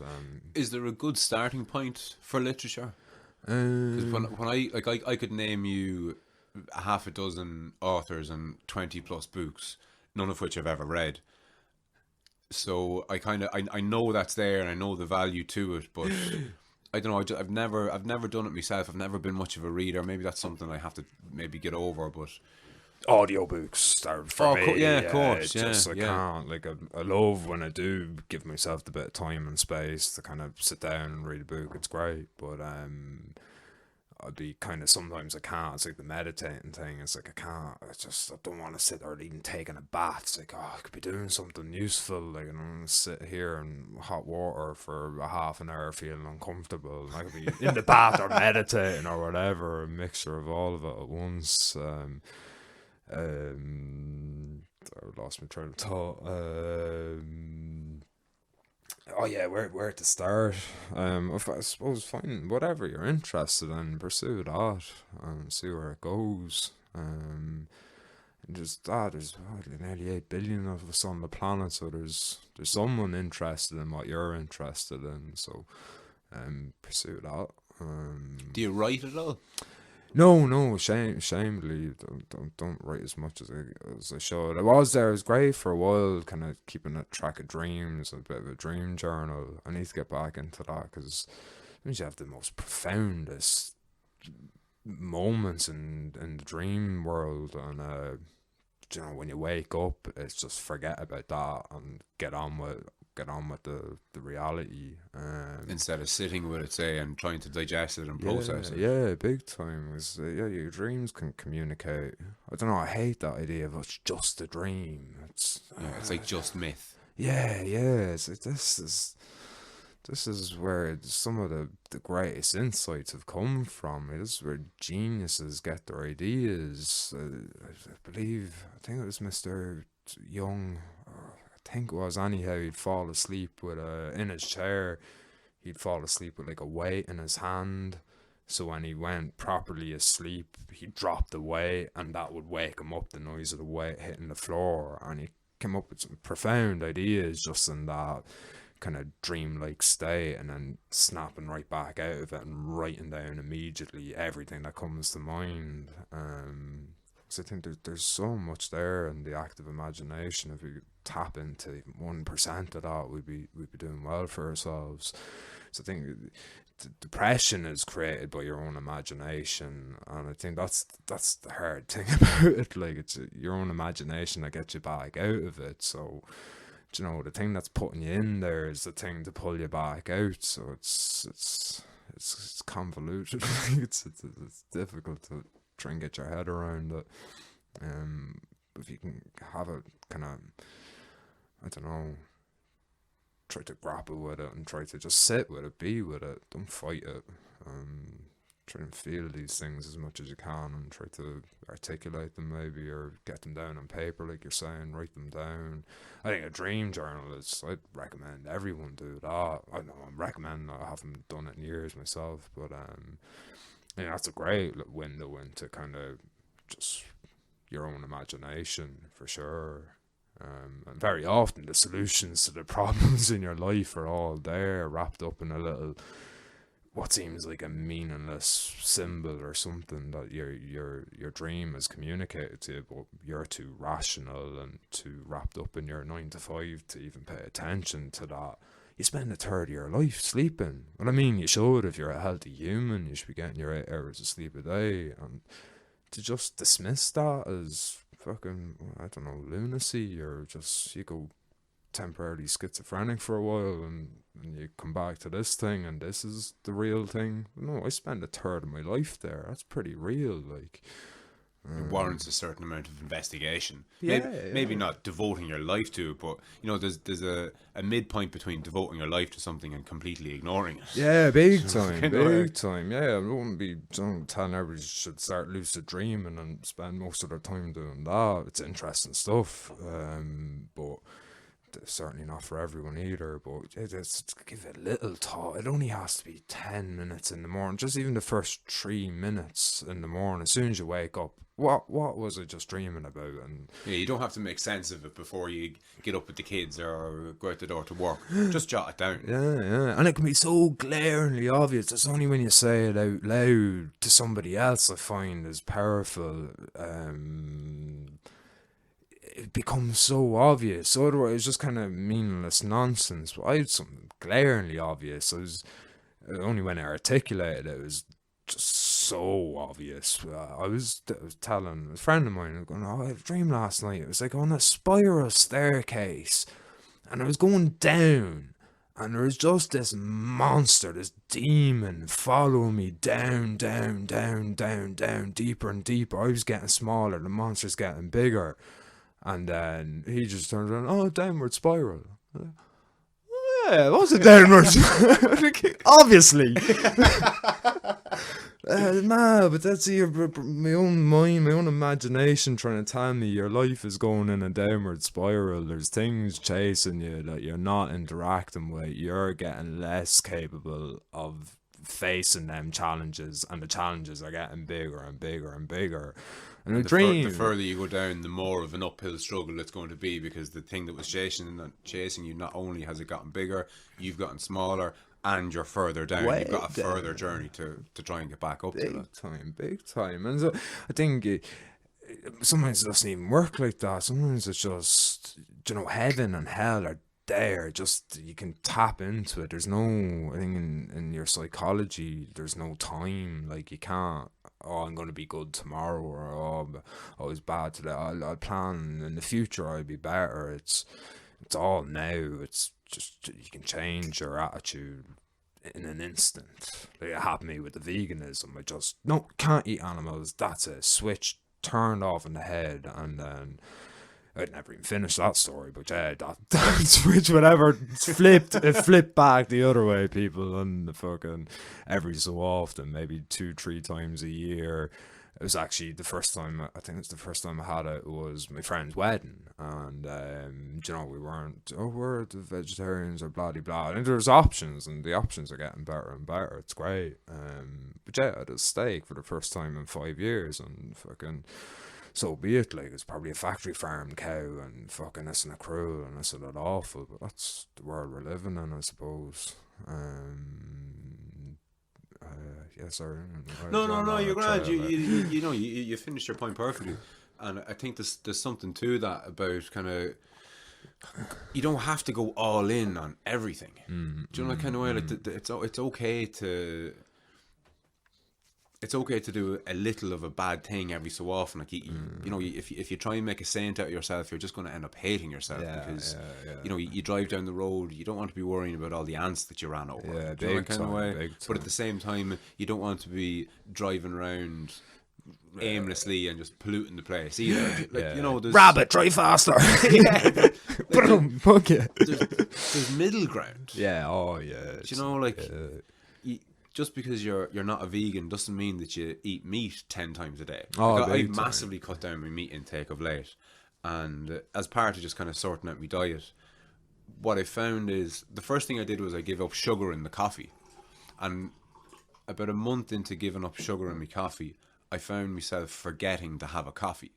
That never happened before. I'd never get up and leave the house and have forgotten to get a coffee. Mental. It's like putting your clothes on. Yeah, absolutely. And if I did, for whatever reason, if I didn't get a coffee into me, if the morning got away from me and I didn't get that coffee, I'd be halfway down the road, I'd remember I hadn't a coffee, and I go, holy fuck, I have to get to a filling station or something to get that kind of a fix. Like, but as part of getting me diet in order, I don't eat nearly as much meat as I used to, but I'm not vegetarian. Do you know that kind of way? And I think there's something to that. You don't have to be vegetarian. You don't have to be vegan. If you can do less damage than you were previously doing to yourself and the environment and the people around you, fucking 2 thumbs up from me. Like. Definitely. And just a willingness to change, I think, to know that you're not the be all and end all, and that you're here to learn. Like, it's just learning on top of learning on top of learning, and fucking, not in a naive way, and it's all fucking roses and fairy tales. It's fucking, there's death and there's destruction, and learn. And it's coming for everyone. And again, just to reiterate a point we made earlier, if you're not willing to make mistakes and you're not willing to fail, like, see how much learning you're going to do. Big time. I think and it's something that I've done a good bit of, and now again I can afford to do it because I've managed somehow to have a a successful business and things are going right, you know, health wise I'm good, the wife is good, the kids are good, I have a lot going for me, and I have the luxury of kind of having philosophical fucking conversations with the likes of yourself and others, and it's great. And I appreciate that a lot of people out there, listening or otherwise, can't do the things that I can do. But I think that it's two-sided to me. On one side, I feel like I shouldn't be telling people that they should fucking do all these wonderful things or different things because I can and other people can't, and there's a mismatch there that I have to kind of get straight in my head. But on the other hand, it's I have to live up to the privilege that I have. Yeah, oh yeah. Do you know that yeah, kind of way? Yeah. Like, what's the like? I didn't ask for the privileges that I have, but I have them. Yes. So am I going to not thrive because of some imagined debt that I have to people who don't have the same privileges that I do?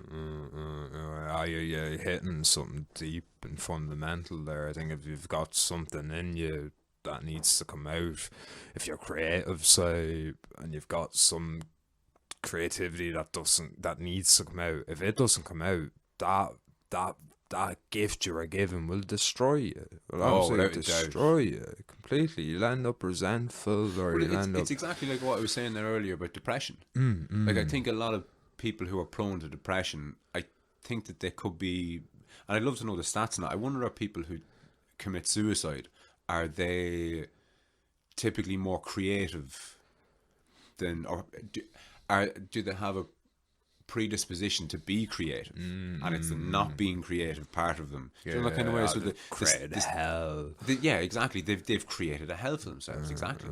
It's like there's something to that. I'm getting back to what I was saying earlier. There's something to that. The idea that you have to create your own hell. So in order to be depressed, you have to be somewhat creative. So it's a weird way of viewing a bad thing in a positive light, maybe. And just to incorporate what you were saying about dreams earlier, I've never kept a dream journal. I must.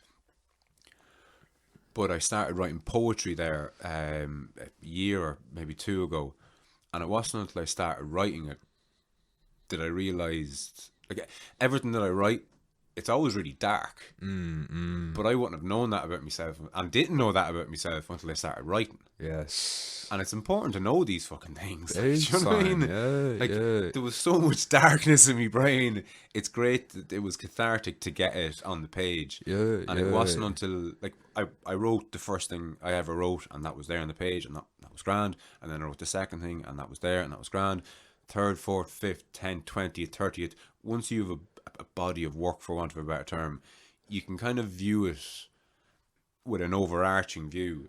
Do you know? And it wasn't until I kind of looked at the last 10 things I was after writing that I actually realised, Jesus, this is all pretty fucking dark. Do you know that kind of way? I wouldn't have known that about myself until I started doing it. And I'd imagine there's a crossover there with your dreams. You might have a dream about a rabbit one night, and then the next night it might be an elephant, and the next night it might be whatever.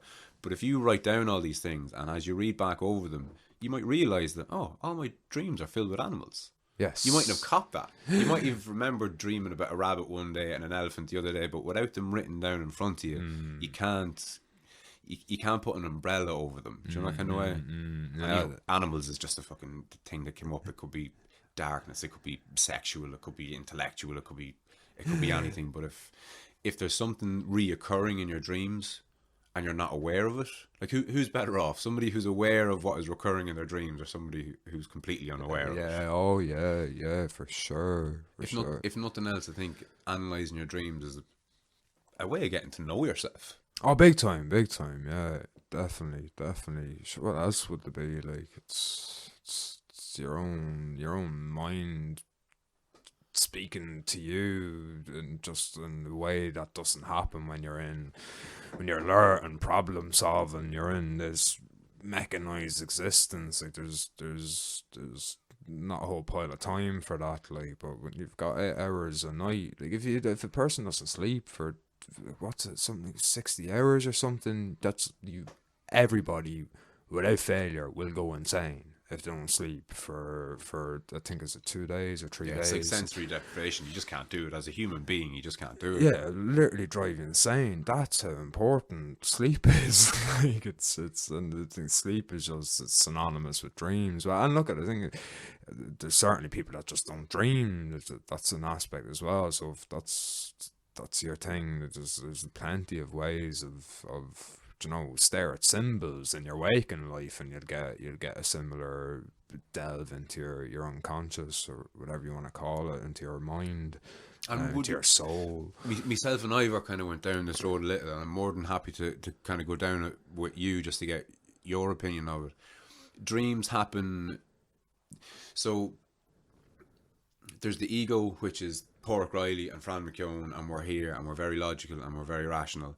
And then there's the unconscious, which is like, would you use unconscious and soul as synonyms, or even God or spirit? Would you throw those words in? Yeah, look, I wouldn't be too au fait with all the jargon. I think a lot of times the jargon just gets in the way. Like, deal with the nuts and bolts of the actual experience, and we'll leave the jargon up to other people who want to analyse it and categorise it and everything. And look, it's useful. It's useful to have the terms. I'd be somewhat familiar with them, but yeah, I think psyche is basically synonymous with spirit or soul or mind. I think it's all talking about the same thing, the totality of a human being. We just don't know what that is. Like, we don't know what the upper reaches of, well, we suppose we've codified them. We call them saints, and then at the other end of the spectrum we call them, unrepentant sinners, and there's everything in between. As I said, like, generally we're a mixture of all of that. We're not one or the other. Like,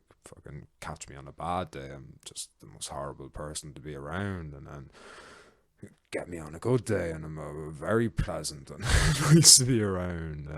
But it's just being aware of that, like, being aware that you're not one thing. Like, you're only one thing by name. I'm one thing.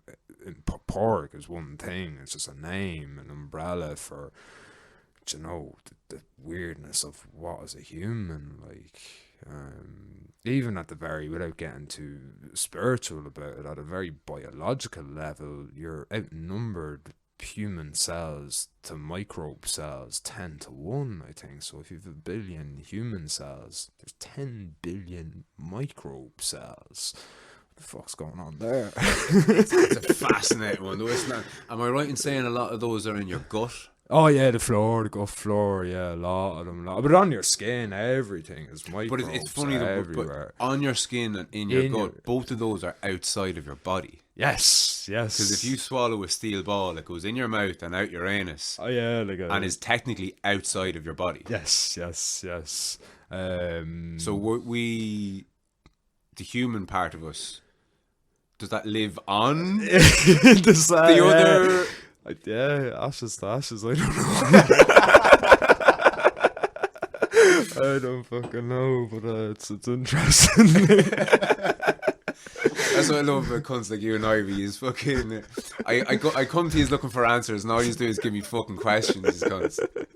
But yeah, the microbes are interesting. I mean, like, fucking. I think very much your mood is definitely informed by your guts, like, and we call it a gut feeling. I had a gut feeling, and we all know what that means. Like, and look, you can take it as poetic or whatever. That's not actual science or whatever, but I think we all know when we say, "Oh, I got bad vibes," or "Oh, I just had a gut feeling." Like, I think we're very much informed by the microbe world as much as we are the human DNA world. You see, you eat like shit. For me, anyhow, if I scoff a pile of chocolate, which I'm fucking fond of doing, if I do that, say at 10 o'clock tonight, I'm gonna wake up depressed tomorrow. No doubt about it. Like, if I eat, especially if I pig out, like, just pig out on it, like, oh, fucking big dairy milk, whatever it is, 200 grams. If I eat all that to myself, I'm gonna wake up feeling like shit tomorrow. There's no two ways about it. But it's great that you can make that connection, because I think most people can't. Oh, People, they don't associate what they ate the night before with how they're feeling in the morning. Do you know that kind of way? yeah. You wake up shit and you wake up dreading work, and you've all these negative thought patterns about this thing that needs to be in for work, or that test if you're in school or in college or whatever else.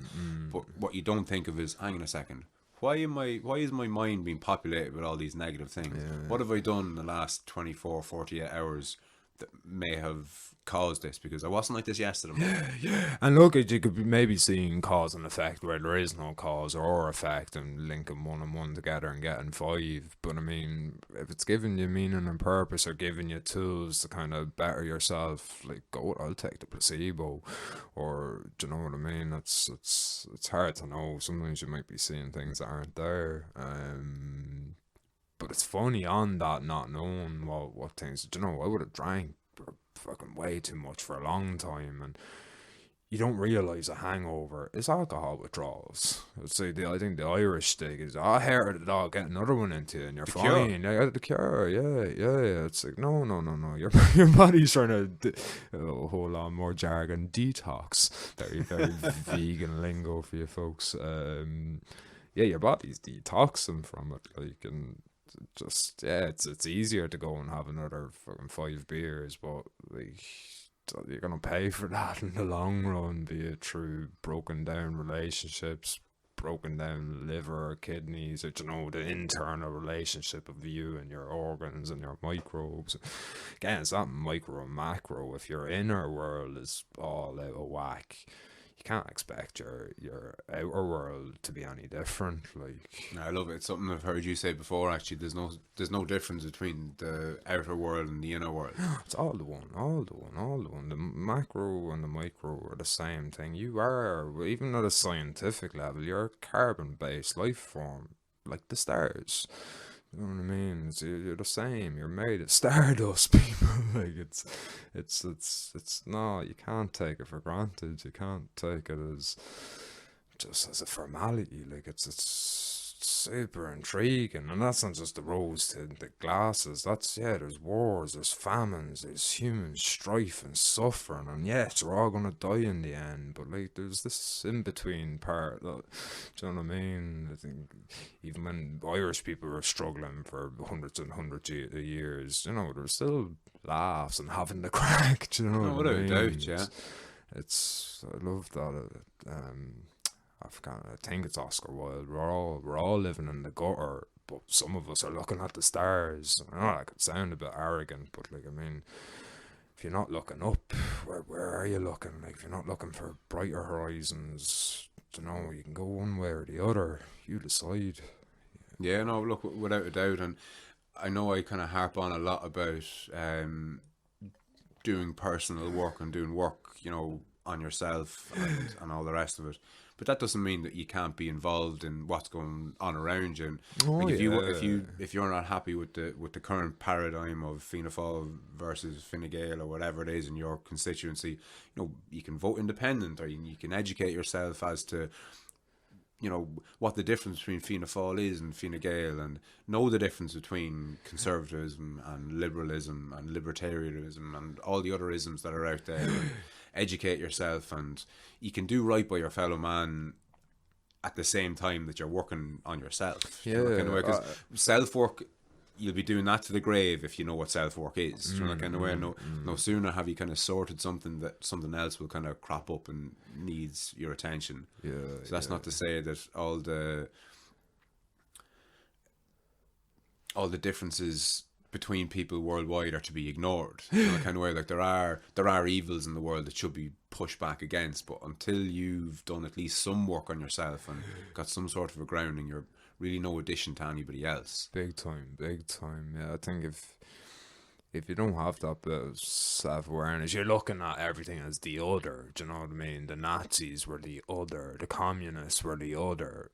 Hold on a minute. If you're born in communist Russia or communist China or Nazi Germany, you're a product of your environment to a large extent. So I know if I was born in Nazi Germany, I'd be a pretty good Nazi. Like, that's just how it is. To think otherwise is daft, unless you're going to be the 1 in a million exception who did go against the grain. But again, obviously, we all can't be the 1 in a million No, exception. Like. no, for sure. And maybe there's a part of us that would be, but like, it's what's the majority of you saying? Like, It's funny. I've thought of something recently in relation to this. So the idea is, if you were born in Nazi Germany, you would have grown up a Nazi, and you could just as easily have ended up a camp guard in Auschwitz and be what most people would consider these days, by today's standards, as inhumane or just evil epitomized. And I can see how people would struggle with seeing that in themselves. But you have to remember that these guards, for the most part, and Nazis generally, they were able to treat Jews so poorly because they didn't view them as human in the same way they were human.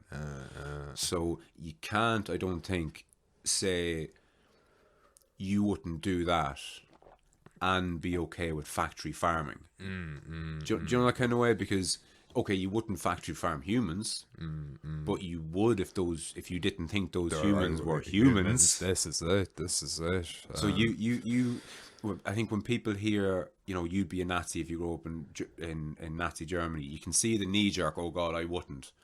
But jump back a little and see how that same person treats non-human animals by just buying factory farm meat in the shop and knowing, because everyone really knows where it comes from. You might want to look at that documentary you saw a couple of years ago again, because you don't want to turn yourself off that thing you like. Yeah.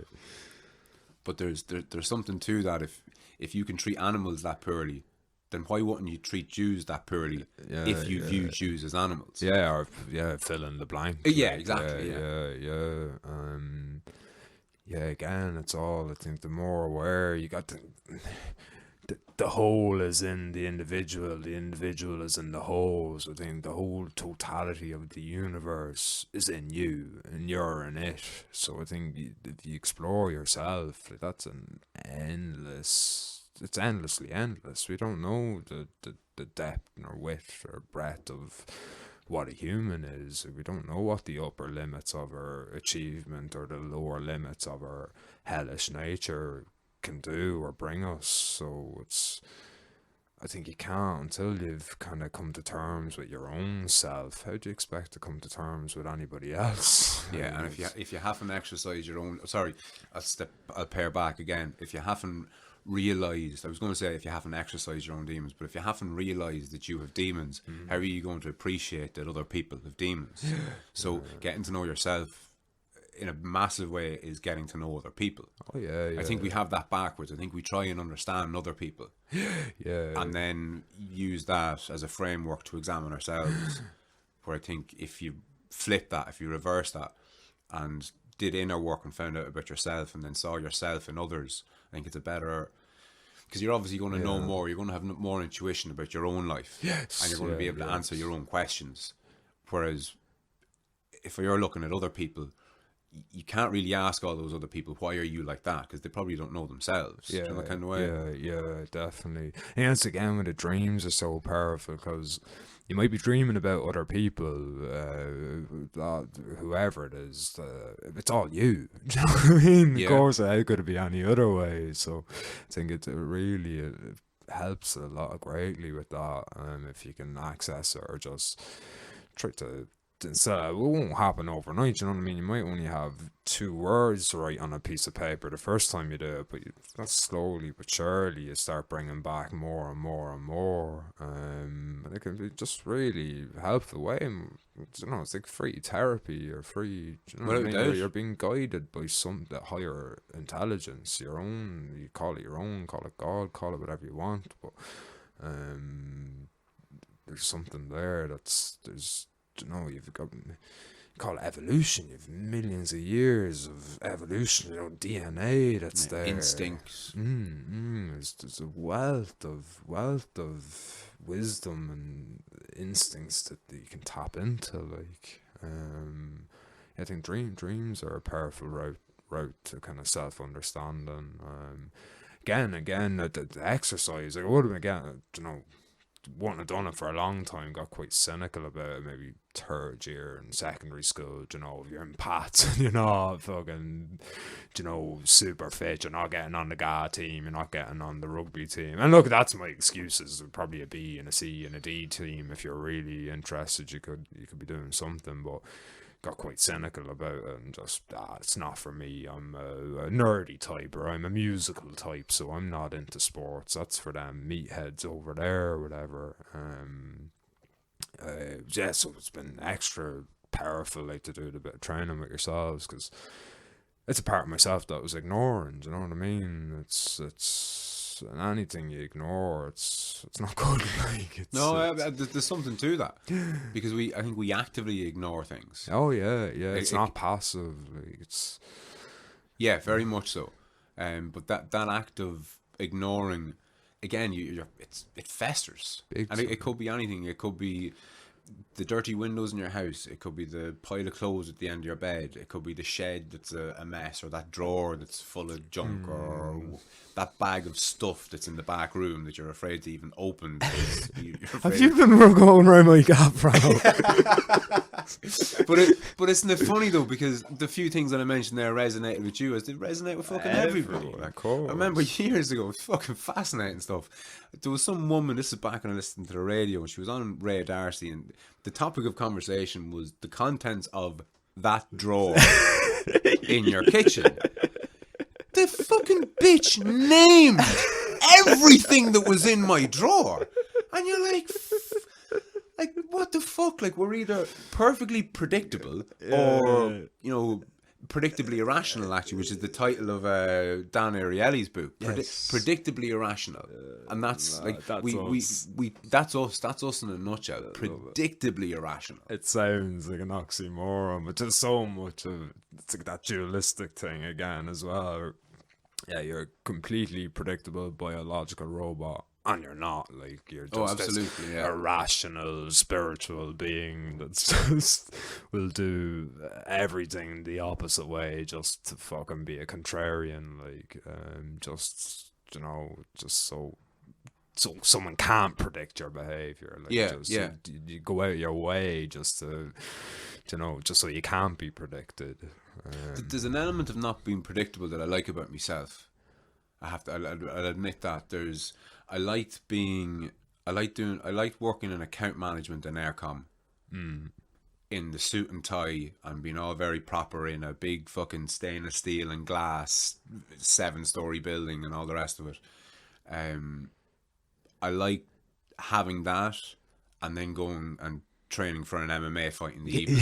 Cage fighting on Saturday. Exactly, because suit and ties on the Monday. The people at work just don't see that side of you in the least. And especially that there's people that I've worked with who would be just aghast if they heard any of my conversations. I don't remember him swearing that much. Is he talking about drugs? Is he talking about God? All these things. But there's something I like that about myself, that I'm not predictable. And I think people find comfort in being predictable. So they identify with the fighter in them, or they identify with the vegan in them, and they don't live their own lives. They live according to the ideology of veganism, or the ideology of whatever it is. There's no individual there anymore. Like, you look at any kind of totalitarian regime or whatever, even kind of less dreadful ideologies. Like, I could say for sure why I basically stopped being a vegan was I felt like veganism was the all-powerful, all-knowing God nearly. It was just dictating everything I do, everything I'd say, completely fanatic about it. And I'm not, this isn't a fucking dig at vegans or anything, it's just where I was at. But you could predict everything I could say if you were versed in kind of in the vegan mantra or whatever it is. Exactly, you'd know every second word that was going to come out of my mouth. And I love the idea that what you're fanatic about, you're fundamentally unsure of. Oh, I like that. Yeah. No. This is the way it is. No. This is the way it is. You're just reconfirming that dogmatic belief. Big time. And you're not willing to examine it, because if you examine it, you might find fault with it, and if you find fault with it, your world collapses. Yeah, big time. Yeah, there's no you. There's just the ideology. Like, so yeah, it's a quote that's coming to mind, and Gita, Indian spiritual text, but they're talking about religion and philosophy, and to say that religion without philosophy is, sorry, let's get it the right way around. Philosophy without religion is merely mental speculation. So do you know what I mean? It's Monty Python had a great sketch on it. There's a bunch of lads philosophizing about a football match. There's nothing happening in the football match because you're all just sitting around talking about how maybe we should kick the ball, maybe we shouldn't kick the ball. You know, there's minus crack. But so yeah, that's, you know, philosophy without the religion. It's just all up in the mind. There's no action, and then religion without the philosophy is just fanaticism. Yes. It's just, there's no introspection. There's just this dogmatic worldview, and that's that. You're fanatic about it, and yeah, you haven't examined it at all. It's easier. Is that why people gravitate to it? Yeah, I think so. And look, I think there's a lot of power in a shared narrative, and maybe even just, again, believing something irrational. I think there's great power in that. Like, we call it placebo. We know that this thing is real. What did you tell me for? An intravenous placebo is more effective than a tablet placebo. Like, what? And an expensive placebo is more beneficial than an inexpensive one. Just amazing stuff. Like, so I think there's power in kind of just believing something irrational, even if you know it to be wrong. Mm-hmm. There's power in believing that it's at least there's something in it. Like, I think even if you don't believe in God, I think it's a nonsense notion. Start, middle, and end. Just act as if there is for a while and see how things change or don't change or whatever. Just sit with the idea for a while. Don't fight it. Don't primitive lunacy or whatever. Just sit with the idea and see what comes. It's funny. You reminded me of a younger militant atheist version of myself. And if somebody had asked me then to, you know, pretend you believe in God, oh, fuck yourself, it would have been met with something like that. But I think, again, with the benefit of having lived the years since, I think what would have stopped me from doing that if somebody had put that proposition to me, I think a part of me would have been afraid I would have gotten benefit out of it, which would mean that there was some utility to it, which would mean that all my dogmatic, militant atheism wasn't, you know, 100% right and proper. Do you know that kind of way? Yeah. Like when you kind of challenge your own, like, it's important to challenge your own beliefs, and if you don't, what am I even trying to say here? If you're not constantly reevaluating your own thoughts and your own actions and your own beliefs, there's no growth. And if there's no growth, you stagnate. And I don't know, because our environments are perpetually shifting around us with, you know, social media is this new big thing that nobody really knows what to do with.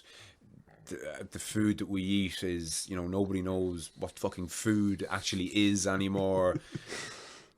You know, if you're not constantly reevaluating these things, you slide into those into conformity, really, don't you? If you're not, like, constantly kind of questioning your own beliefs is the antithesis to conformity, isn't it?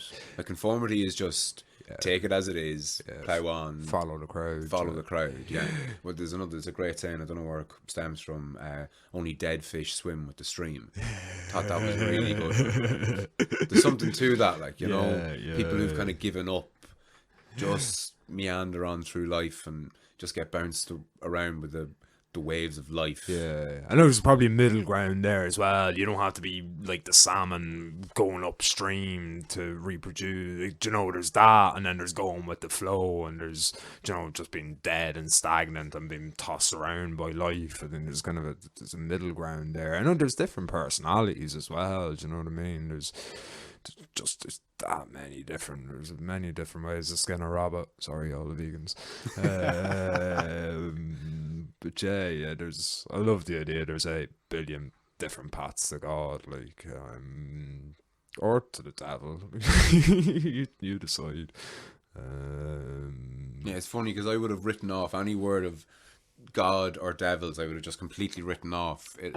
The younger, pretty much, yeah. Like, how could you believe in such nonsense? And worse again, how could you teach this fucking horrible nonsense to innocent children, giving them a hell to be afraid of and a heaven to strive for? Like, but there's obviously something in that, because we should be striving for, maybe not heaven, but striving for a better version of what we have now, and striving to get away from the bad things that we have now. Yeah, big time. And when we ignore it, like, then it'll manifest as the Nazi dream, or the communist dream. Do you know what I mean? There's a secular version of heaven that could be fucking seriously destructive. Actually, in reality, turns out to be hell. Like, so I think keep the metaphysical to some degree. Do you know what I mean?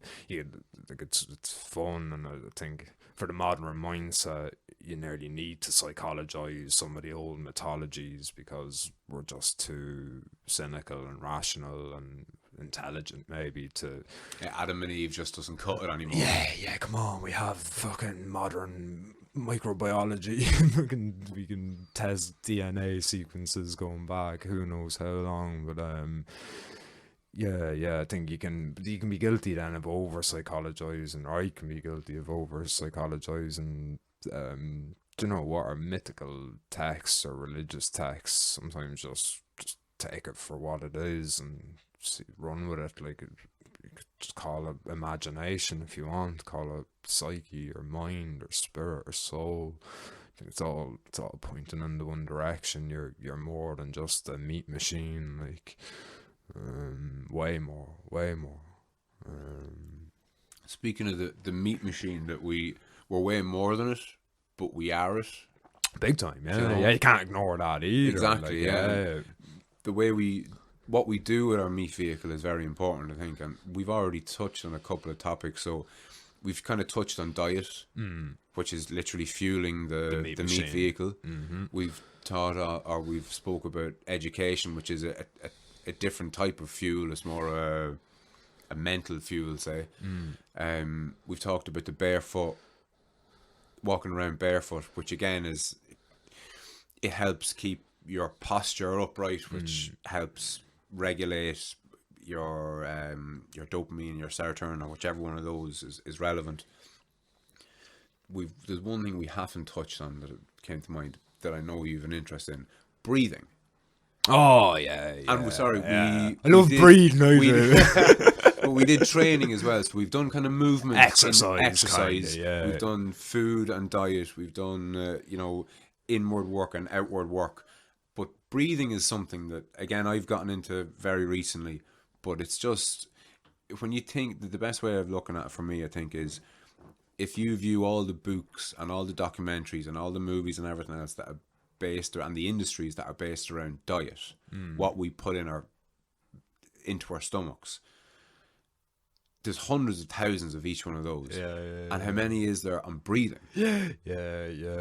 Again, you look at I suppose the Hindus seem to be great for all this sort of stuff. Just yoga and everything else. But as well as Western, we've got calisthenics and just general exercising and jogging and our kind of take on it. But I think etymologically speaking, the breath and spirit are basically the same word. Like, they're synonymous with one another. Your last breath, the death rattle, is your spirit leaving your body, basically. Exactly. And I think it's the old animistic interpretation of the world, where we were the center of everything. It's your breath is kind of what's animating you. Do you know, there's wisdom in that, but I love a friend of mine said I was kind of giving him the breeding sales pitch. He's like, makes sense. Germany, very kind of rational and hysterical. I'm shocked. That's just a stereotype on top of a stereotype. I love the man. he was saying, "Oh yeah, it makes sense. Like you can go." He had all the days and figures in his head. Machine Man. He was talking. Yeah, you can go whatever it is, 30 days without food. You can go whatever amount of days without water. You can't go much longer than like 3 minutes without breathing. Yeah. It's like, that's how vital it is to your meat machine. So yeah, I think if you learn different practices, there's endless amounts of different kind of techniques. But yeah, the breath is just seriously powerful. I've had some wacky experiences with the. You've done a bit of, is it holotropic breath work? Is that what it's called? Or... I've done a little bit of that, not so much. Sorry to cut across you, but what were you doing when you were saying the you've had wacky experiences? A lot of Wim Hof stuff, Okay. which is it's basically hyperventilating. Hyperventilating being taking in more oxygen than you need, say? Is that what hyperventilation is? God, or... I don't even know the definition. I think it's funny. I think you're actually kind of fucking. I think you're nearly starving yourself of oxygen, which seems strange because you're breathing really heavy and deeply. But I think especially with the holotropic Stan Grof stuff, it's very much a kind of when you keep breathing rhythmically, so you do that for a half an hour, it's very much, I think it brings on a near death experience. That's the whole idea, yeah. And I think it could be, it's wrapped up with your brain being starved of oxygen, so some people will kind of preach caution around it. I think people have been doing it successfully for a long time, so just go to the right practitioner, follow the right courses on YouTube, and I'm sure you'll be safe enough doing it. Like anything, proceed with caution. Exactly, but I think the Wim Hof seems a lot less, I suppose there's less danger with it maybe. But yeah, it's powerful. It's just maybe like I do a little, it's on YouTube, whatever, Wim Hof for beginners, that kind of thing. It's a 10-11 minute video, and it's just 3 rounds of kind of deep, heavy breathing, and you're holding your breath then in between rounds for as long as you like. Really, it's not a competition. Do you know what I mean? It's funny, when I started doing it at first, or maybe, and again, it's not about the numbers, but at the start it'd be retaining without breathing, so you've no air in your lungs, you've exhaled after doing a round of really fast breathing, maybe 30-40 fast, that kind of crack, filling your lungs up and letting it all out, and then you're holding your breath after exhaling for as long as you like, basically. But just at the start it'd be 40 seconds, it'd be, I need to breathe, and then a week later it's a minute, 10 seconds, 2 minutes, 3 minutes. Fuck, I don't know I could live for more than 3 minutes without having taken a breath, like, and that's with no air in your lungs, and that's all interesting stuff. But yeah, I've had moments where you're in the middle of it, and then you just lose all sense of self. Like it's like the onset of DMT or something. You're just out of this world. Like it's. And are you falling unconscious? I don't know. You could very well be. It's probably like starving your brain of oxygen or something along them lines. Well, like with a rear naked choke in jiu-jitsu, say you're closing off your carotid arteries, you're knocking the supply of oxygen to your brain, and if it's in deep enough, 2 or 3 seconds later, away with you. But blackout. I've come close to blacking out. I've had my vision close in around me, but I've never gone out in a martial art context. But I've never heard other people who have, because it happens to people all the time, especially in competition. People are choked unconscious just as a matter of course.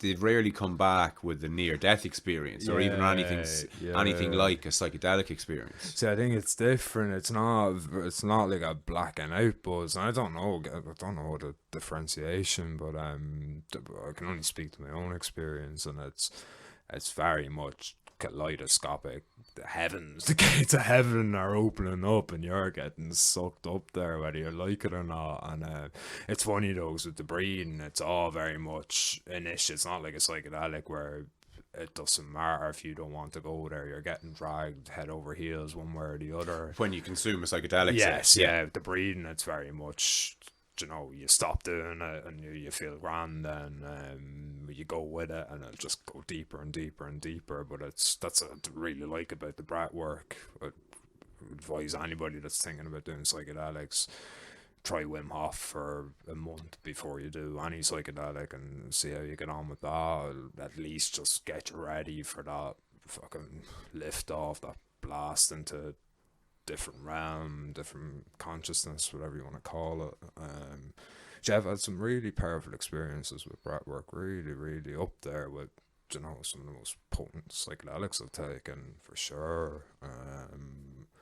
And again, it's not really about that. Like, it's more the you're not looking for a mad buzz. No, that's not my value hierarchy. I mean, the value I get from it is I feel like I'm a better person. Like, I think Ali would be a better judge of it. Like, but I'm sure she'd say, like, I'm a different person if I've done my Wim Hof in the morning than if I haven't done it. And that, for me, it's how I am with other people is what's important. It's not these amazing experiences that I might have, and it's not all the time I'd have them. I go do it for a month and it might happen once, it might not happen at all. So again, it's not the goals there. For sure. No, the value I get from it is just how I am day to day, moment to moment. Really, it's like condensing all the stress of a day into a 10-minute session and just breathing it all out of you, and you're just a different person after it. Like, I'm sure a hard run or a hard workout, it's going to do something similar, but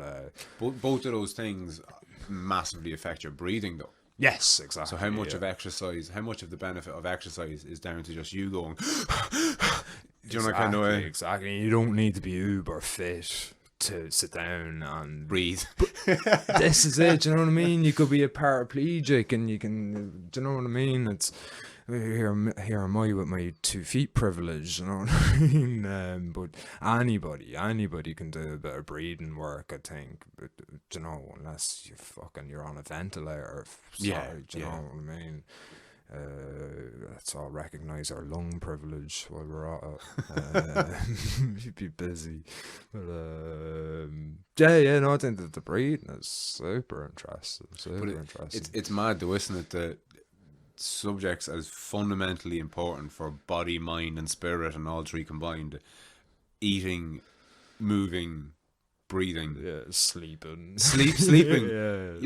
not doing a lot of the times. They're often viewed as kind of new agey and faddy and weird, but like fucking hell, like, you know what I mean?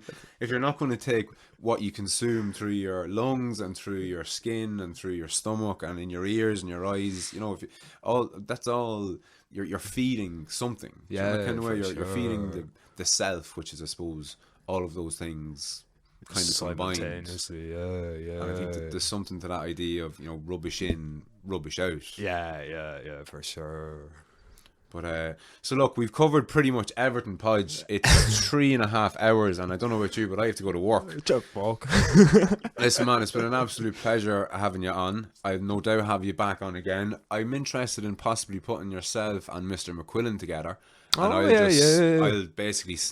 I'm hoping to kind of just sit back. Shoot the shit, because I'm not a fan of 3-way conversations. I don't think that works. There's a couple of things that I'm not really all that willing to do. Over the phone conversations or over the Skype is one. Having more than 2 people is another. But the exception on that is if I was like the adjudicator. Okay, so I'll basically say, and we're live. Padraig, you were just about to tell Ivor about this thing. And that's me basically done, unless I feel the need to interject. Well up for that, So sorry to put you on the spot there for that. Ivor, if you're listening, we love you. We love you dearly. Listen, brother, it's been an absolute pleasure coming on. Thanks a million for talking to me and my many hundreds of thousands of listeners all over the globe. Thanks very much. Good luck.